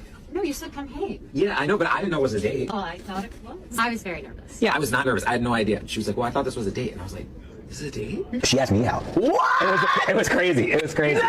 It was crazy. I go. She literally asked me out. Like, Alina is so insane. When we first started going out on dates, she used to pull up to my house minimum 20 minutes early, maybe 30 minutes early. And she would wait outside, but she didn't realize that my cameras could see like down the street, and her car would just be parked outside for like 30 minutes. And she would just wait until it was time to come in. This is so embarrassing. I didn't realize that he had. Heaven forbid a girl wants to be on time and punctual. You're right. Yeah. I guess Cameras that's outside his embarrassing now. My God. house. I'd never even seen her TV show or anything. I didn't know. I texted you back. When I went in there, I wasn't even thinking about like dating you. I was. Well, neither was I. She asked me out on a date. Yes. Yeah, she asked me out on a date, but I didn't know it was a date. On the first date, and I had no idea it was the first date. You excited the first date? Yeah. You were? What was going through your head? Oh my God, I can't believe it. Sitting there, and she's like, well, I would have worn something different for this date. And I was like, what? We're on a date? You literally texted me right after what I didn't know was our first date. And she just goes, I love you. And I said, what? And she goes, I love you. And I said, I don't remember. yeah, she doesn't. I was like, go back to bed. I love you. And then I was like, what? And she's like, I love you. And I don't remember. I didn't say anything back. Yeah, I were on a date. I thought we were just like hanging out as friends. And she thought it was a date. Is this like some type of flex? It's supposed to be a flex. Right. Yeah. He's like basically experiencing for the first time in his life a woman being interested in him because she doesn't need his money. Yeah. and he's just reveling in the whole thing and embarrassing her constantly in the process. It feels intentional. It does feel intentional because we don't need to watch the whole thing now, but you've seen like at least like 15 to 20 different examples of him in these interviews insisting to the world, like, I didn't care about Selena Gomez at all. I didn't find her attractive at all. I wasn't thinking about dating her at all. And she was obsessed with me and she loved me. She said, I love you first. She asked me out first. He's just like, he has this outrageous level of ego. Yeah. And it's really sad what has become of Selena Gomez over the years, that she feels she has to put up with this. It's very depressing. It's kind of pathetic. And this behavior from a man of Benny Blanco's age is also pathetic. And it's just kind of nauseating. Like, I don't really want to look at him, honestly. I don't think Like, anybody does. Just looking at his face kind of makes me angry. But that's just me. Yep. Everyone got mad at me when we talked about the people issue. And they were like, no, Benny Blanco is like, he's basically average. Don't say that, because if he's average, you're like almost like putting yourself on par with him. If you're average, no, he's like a 0 on everything. He's a 0 on personality, on hygiene, and just what God gave him. It's a 0 across the board. Okay. So this was just my personal hit piece against Benny Blanco, and nobody is going to watch his podcast. All right. Check your mic connection. Your mic is tweaking out a little bit there. Double check, make sure it's connected properly, and then. Am I cutting out? No, it's not cutting out. It's like peaking in a weird way, and like it's roboting a little bit. So check that. And I was hearing a little bit of an echo for a second there. That has since gone away, but that's all good. I'm going to reconnect it then. Yeah, go ahead and do that. I'm going to go over to the Super Chats, guys. I am aware, chat, that it looks like it's weird. It looks like the chat is kind of messed up. Like it wasn't showing chat for a lot of people. I saw Mike in the chat talking that he wasn't sure if his chats were coming through, but we're going to go through the Super Chats here, guys, and then we're going to hang out until 5. So we got one from Shane H. Wilder. He says, "Oh, you're welcome for the new emotes." Yes, some of those emoticons were provided by Shane. Okay, do I sound any better now? You sound fine. It was just it was like at certain points to like your audio was roboting. It's not roboting now, but like if it happens again, I'll let you know. It's obviously not something you can hear on your end. People are having issues sending super chats? Yeah, I mean, I don't know if they're having problems sending super chats, but just chat in general looked like it said that people were sending chats in the live chat and they weren't being able to see it in there. That's so weird. this There's one some from funny business going on. Yep, there's definitely, we are being you know what it is? I think it's because we were making fun of China.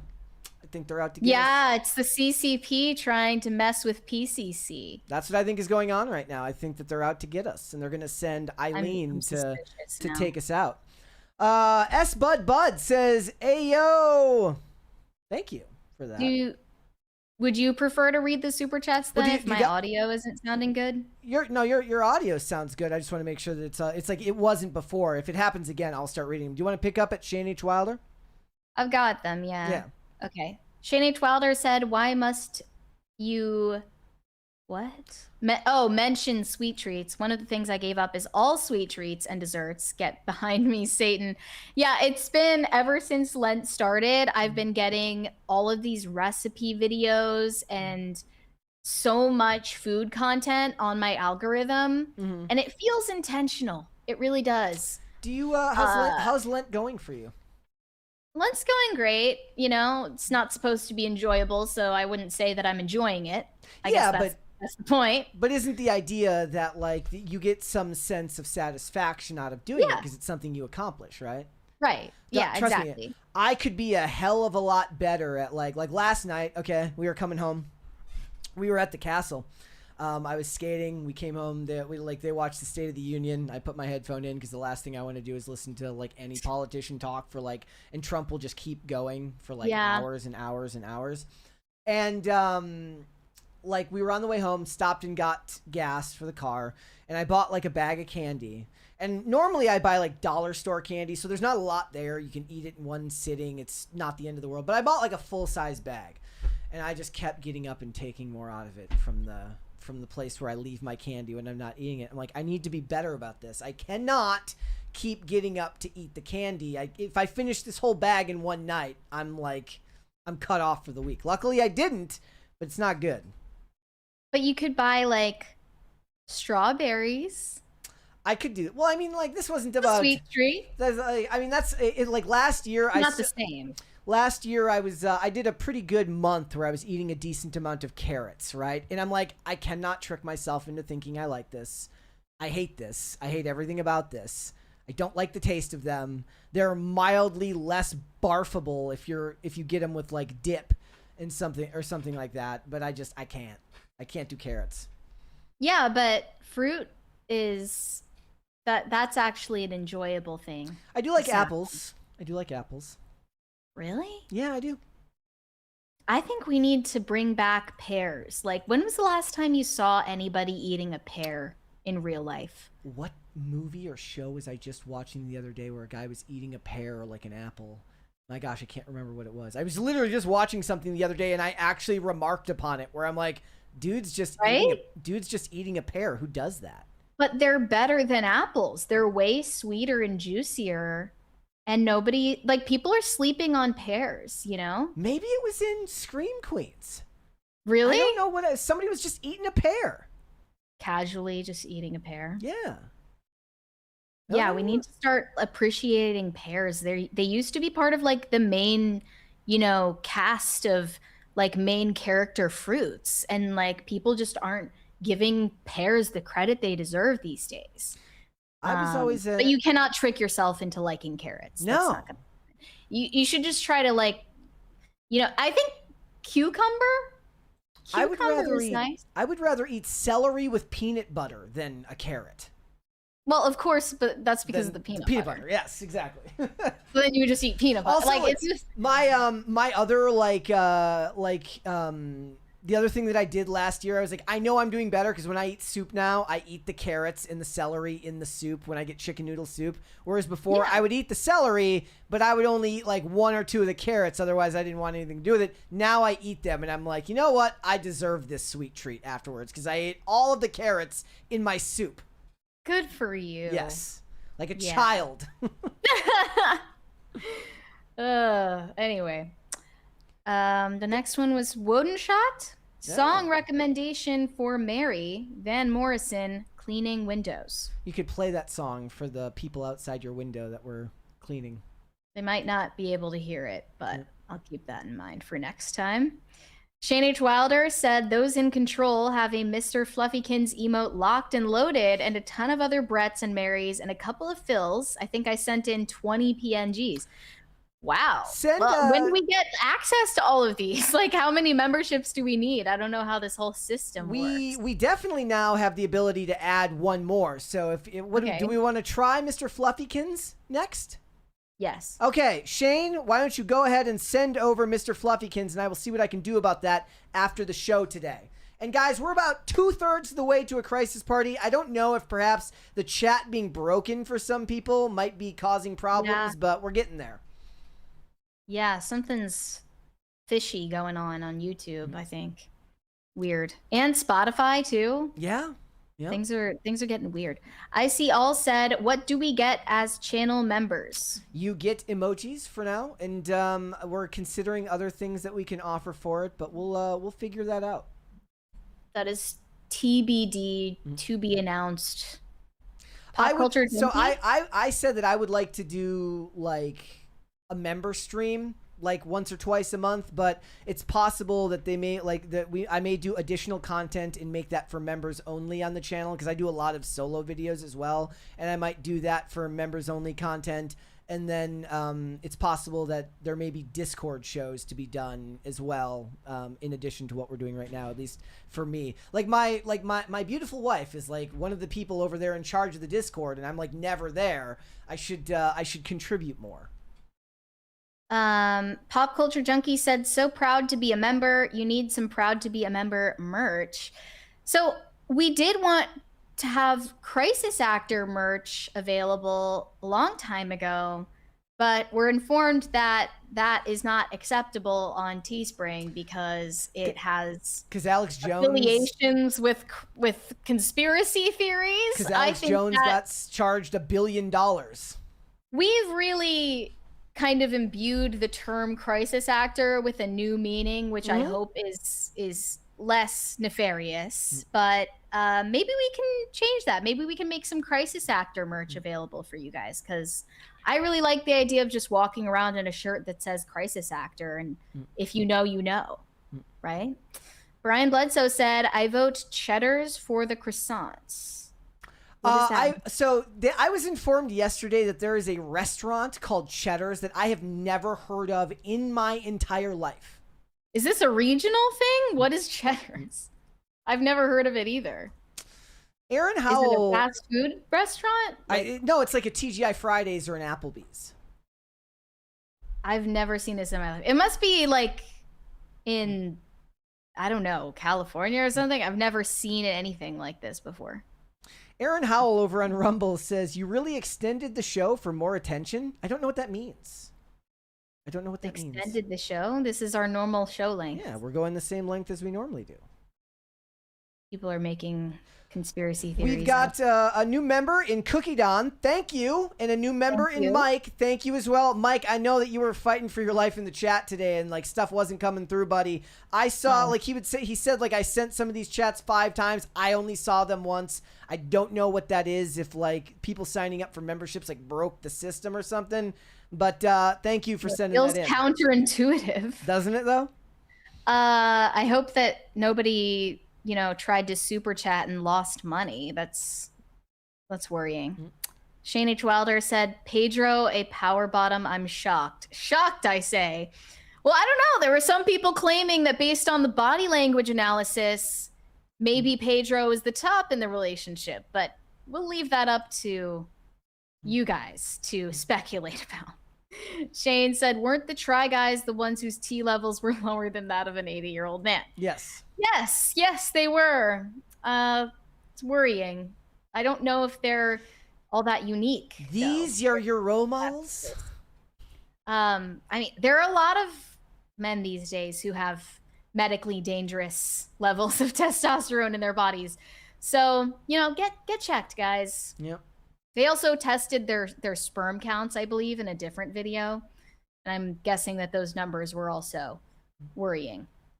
Corey Anderson said, ma'am, no one is looking at you while you were out to dinner. You were married to Ned. You are not famous. Yeah, that's true. Like, I don't think that she was... Look, it's like from their perspective, that scandal was everything. And granted, it was getting a lot of attention at the time in 2022 when it first broke. However, like, you're not... I don't even know who's you're not Giselle Bundchen. Like, nobody is actually invested in your lives as much as you think they are. This happens though, right? Like it feels like the end of the world when suddenly your life blows up online and all of that stuff. So it would be very hard to kind of separate that from the real world, even if it is more than likely true that she goes out to the grocery store and nobody necessarily recognizes her. Her life has been turned upside down online, so she's already self-conscious when she goes out into the real world. Right. So how often do you get recognized? It's got to happen fairly regularly. I mean, maybe like an average couple of times a month, I guess. That's awesome. That's like just enough to not be maybe like frustrating if you're a more private person. Yeah, I also had someone recently say to me that they recognized my voice because they listened to Timcast, but they didn't recognize my face. So they didn't watch on YouTube. So they were like, oh, I knew your voice from somewhere. That's so funny that you mentioned that, because they asked me like what I do for a living. We've got a $2 Rumble rant from Shane H. Wilder. He says, YouTube is acting a fool. Anyways, I DM'd you, Mr. Fluffykins, Brett. Jessica has all the emotes in an email. What does that say? I think he meant the things we do behind the scenes for this show, but it says the thongs we do behind the scenes, but I don't think that's what he meant. I think he meant the things we do behind the scenes. Thank you, buddy. I appreciate it. Thank you for sending that. Well, in Australia, that just means flip-flops. So it's totally safe for work. Corey Anderson said, YouTube won't let me trash the communist. Maybe that's the problem. Okay, this is getting weird. Like, are we actually being suppressed, or is that like... Look, I always say err on the side that you're not that important. It's the best thing for your own ego to not be like, my channel is under attack. Okay, like that does happen, especially with people who get into flame wars online. But if all we're seeing here is some tech issues, like I don't believe anybody's out to get us, and then they're coordinating with whoever is making it so that people can't listen on Spotify right now. Well, the YouTube thing, I am skeptical because of the, oh gosh, okay. The guy is back. My window. Okay. Totally lost my train of thought because somebody's feet are dangling outside of my window right now. Look, this happens sometimes when you're... This is about to be so embarrassing. Ah! The guy's just looking at you. He's looking down on you right now. Absolutely. When this happened earlier in the day, we weren't actively streaming, so it might have looked like I'm on a Zoom call doing my respectable laptop job. Now you've got ring lights on. I look like a YouTuber. Hi guys, welcome to my channel. And this guy, this like blue collar worker, is just looking at me like I'm just an embarrassment to our entire species. That guy was probably cleaning windows when NPC streamers were a thing. That guy's probably seen worse. I hope so. My goodness. This sucks. Like, can't they just get it done in one go? Why does it have to be like like a multiple days, possibly multiple weeks long operation that's happening here? with my like ring lights on and everything. Oh my gosh, he's coming closer. He's gonna see. I'm like going through this entire psychodrama right now for no reason. It's so stupid that I even care, but like, oh my gosh, it might be the same guy as earlier. I'm being found out. Yeah. No, I'm being exposed. Do you know what you do right now? Do you have a big sheet of paper? Write Pop Culture Crisis on YouTube and Rumble and just show it to them. Free advertising? Free advertising. I don't know if I have anything like that right now at my disposal. I have my YouTube play button. I can show the play button. All that is just showing your cred. You're like, look, I'm not just street cred. You're like, I'm not delusional. I've actually done this pretty well for a while. He's just gonna be like, why are you flashing your fake YouTube plaque at me? Oh, I feel like such an idiot right now. He's literally right there. This is so awkward. You just have to wave. You just have to wave and laugh it off. I heard that. Bro has suction cups and a giant sponge right now. I should be grateful. You know, like, not everyone can say that someone's washing their windows. That's a luxury. That is true. That is true. You know, he's thinking about some totally unrelated things that are going on in his own life right now. He's not thinking about me and my stupid job. Don't look. I'm just telling myself not to look. You don't want to be thought of as the same as Ned Fulmer's wife, where this guy's going to go home to his wife and be like, and then I saw this girl and she had not one, but 2 ring lights. And she was just outrageous. She was just streaming up a storm. He has like a giant squeegee. It is really satisfying. It's like watching a satisfying video, but it's in real life. See, and I was saying earlier, I said this is the start of a romantic comedy in a movie. If it was somebody where he's like looking in and he's trying to work and you look up and then he like comically falls and almost dies and then you go visit him in the hospital, or, you know, the person that is not you goes and visits him in the hospital and it becomes a whole thing. Hijinks ensue. He just noticed that I was watching and he smiled and waved. Yeah. What if he heard everything I'm saying right now? Like, he just knows that I'm on a live stream talking about him right now as he's just trying to do his job. I'm the problem, actually. It looks fun though. Like, he's just literally suspended in midair. It looks pretty fun. It's like one of those rides at the fair. Probably make pretty good money. Hazard pay. That swing that he's on does not look sturdy enough. All right. I guess you get used to it eventually. We got a couple more super chats here. Dwelling on this. Anyway. It's gonna be hard for me to ignore that. Boss N said another $2 for Conservative Wednesday, Karen Daria. That's you, I guess. Very much. I guess that's my moniker now. Yep. Corey Anderson said Benny out here giving all the gooners hope. Well, yeah, they're like she's eventually gonna leave him, and was Benny Blanco a gooner? No, they're saying that he's giving the gooners hope because maybe one day she'll leave him and then she'll be back on the market or something.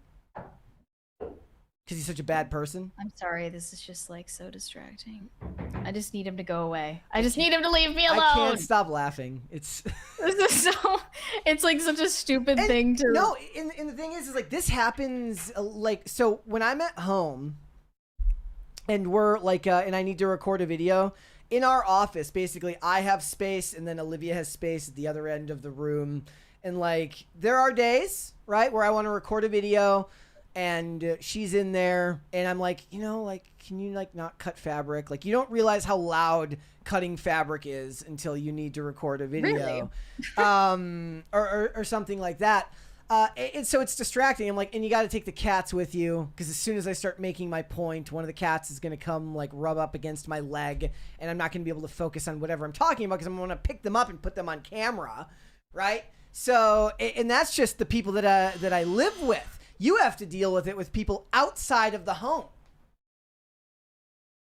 He's almost gone. Thank goodness. He's descending. High voltage over on Rumble says, why can't you cover your windows?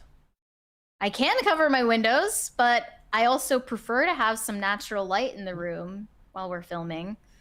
I guess that was a mistake today. There's let me see here.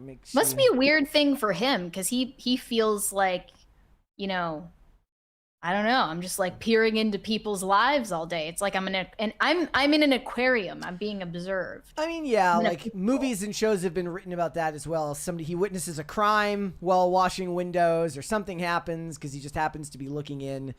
We got a $2 super chat here from Corey Anderson. Says, can't chastise Brett for defending Miss Ned. What? Ned Fulmer's I didn't. wife. I didn't defend her. I said that you know, you're. I guess I did. I was like, look, it felt like the end of the world because everybody's talking shit about your relationship online. Okay, but if it's as mortifying and life ruining as she claims, I don't think you should go on a podcast with your ex-husband and the father of your children to talk about him publicly cheating on you. No, you shouldn't. Like, that's definitely not helping the situation. It's definitely creating an even more embarrassing situation for your children in the future. But there's just no consideration of decorum and privacy and respectability these days. So they think, what better to do than hop on a podcast with my ex-husband and talk about his affair? Over on Rumble, Mr. Bledsoe says, yeah, YouTube made me edit my super chat about cheddars multiple times and only went through when I removed the apostrophe. So it's YouTube's fault that every time I'm reading super chats, I sound completely unintelligible because all of the punctuation is all mixed up, combined with the fact that I'm horrible at reading. That is so weird. Yeah. Why would that be censored? Yeah. Sounds like there's some funny business. Oh, there's another guy. Okay. Shane H. Wilder on Totally Rumble. different guy. Is he waving? Shane H. Wilder on Rumble says, I literally can't super chat testing. Damn you, YouTube. So it won't even let him super chat testing. That is so weird. This is very weird. Well, that feels like it's definitely a problem from YouTube's end, and I hope it's not related to the channel memberships getting opened up. But we'll have to wait and see. So, thank you, Mr. Bartolo, for joining the channel. We really, really appreciate it. Like I said, Mike joined the channel, and then Dingus Khan of Gongolia, he gifted one Pop Culture Crisis membership. Thank you so much for that.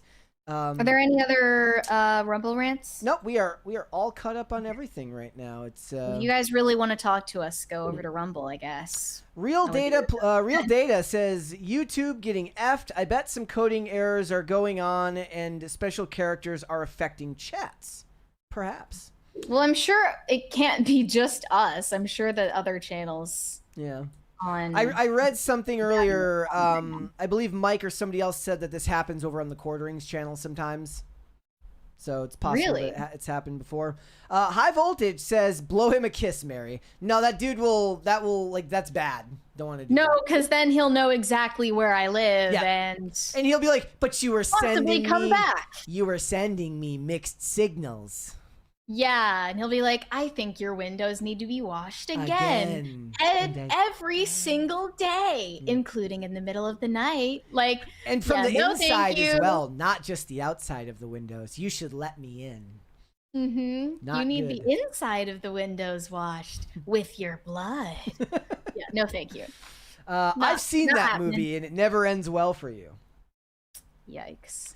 That's it. All right. We've probably seen worse today than just a girl with a couple of ring lights and a microphone. I guarantee you. That's like there's definitely been some weird shit that he's, walked in on, so to speak, and it's never a pretty sight, I am sure. This probably doesn't even rate in the top 10 of weird shit that this guy has seen. At least I'm decent. Yep. There you go. And finally it's over. Are they gone?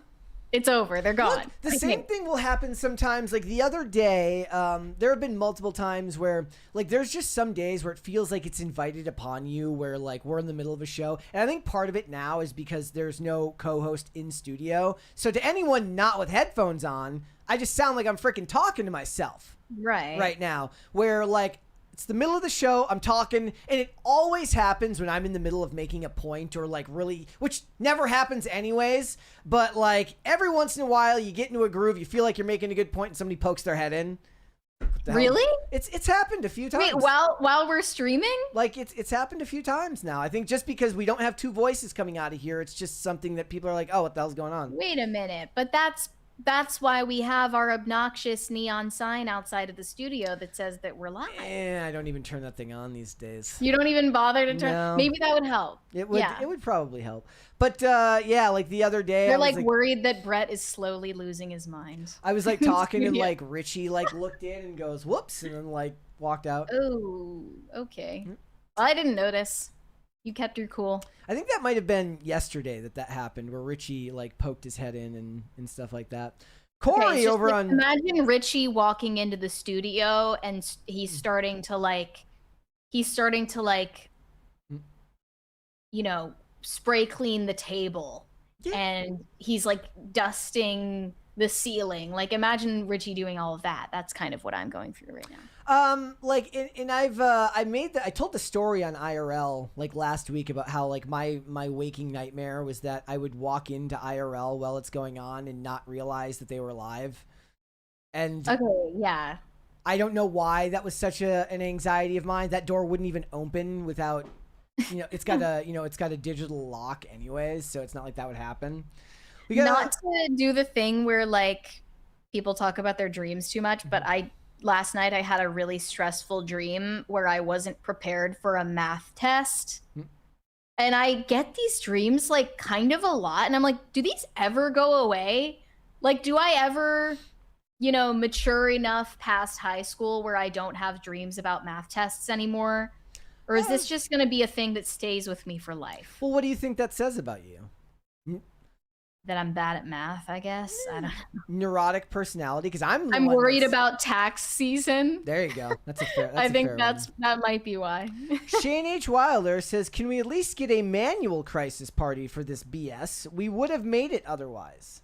Perhaps right before we end the show, I will do that." Corey says, "YouTube effing sucks." And Mr. Bledsoe says, "Mocha emoji is causing chaos in the chat. Couldn't get this on YouTube."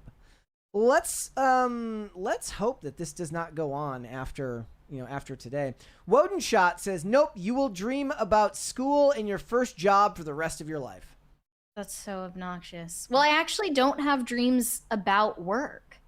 Yeah. I only have dreams about being unprepared for tests in high school. Yeah. And like accidentally not graduating or something. Yeah. It's just like it keeps coming back. But the whole summer after graduating high school, though, I had a dream about not graduating like almost every night. Like, because I was so close to failing math. Mm-hmm. It's just haunting me ever since. Well, I was never any good at math either. Easily my word. Well, I mean, they were all bad subjects for me, but math in particular was not one that I excelled at. That is for sure. Mm-hmm. Never been a fan of math. Just making sure that we are all caught up here, and it looks like we are. Double check here. Real Data says, I mean, Mary was in high school like 3 years ago, right? She was doing this show 3 years ago.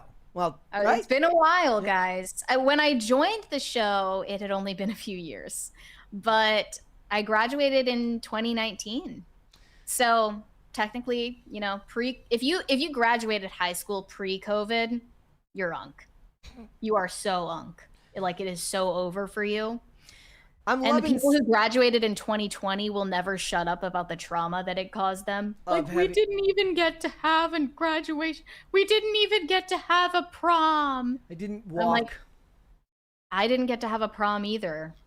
Big whoop, I've got, I don't use light mode I use dark mode on YouTube, so Mocha is like hiding in some of these emojis that people are posting for me. She's the Cheshire Cat. She's a little bit of a Cheshire Cat right now, but it's, I'm doing my best. Thank you for that, Corey Anderson. He sent Mocha emoji. People are definitely sending all sorts of different emojis, which is awesome to see. Can you get another cat and name it Matcha? Are there green cats? Well, no, but Toast is named Toast, but she's not the color of toast. I know. We would have had to call her Bread. And Mocha isn't the color of a mocha. That is true. So I don't think it matters. I think you should get a new cat and name it Matcha. Maybe that will be the name of our next cat. Will be Matcha. I will have to suggest that. If Olivia's in the chat, she might be busy right now, but I'll make sure to remind her later that for the future, our next cat will be named Matcha. Maybe it'll have green eyes. I'm excited. Yeah. All right, guys, before we go, would you hit the like button on this video, please, and subscribe to the channel if you are new here and you have not subscribed here yet already. If you have not, you can also sign up for channel memberships now. You can also gift them to other people. It is another great way to help the channel out, so thank you guys so much for that. Mary, where can they find you? You guys can send me validation on Instagram, that is Mary Archived, or you can send me hate on X, that is also Mary Archived, and to help me get TikTok famous, that is also Mary Archived. All right, I just want to remind you guys again, if you're listening to this on other audio platforms, I am working on getting the Spotify situation figured out for the show, but you can find it on all the other podcast platforms, and we really do appreciate you listening to the audio version as well. What's up? I just realized that YouTube sucking today is kind of a blessing in disguise, because imagine if a crisis party went off while that guy was outside my window and then I just randomly start dancing. Is he gone now? He's gone now, but imagine if a crisis party went off when he was directly outside my window and then I'm just like, like that would have been mortifying for me. So it would have. It's a blessing in disguise. Okay, but he's gone, so it's okay. I'm not embarrassed because it's okay. You're alone. I'm all alone, dancing in my apartment. Okay. Perfect.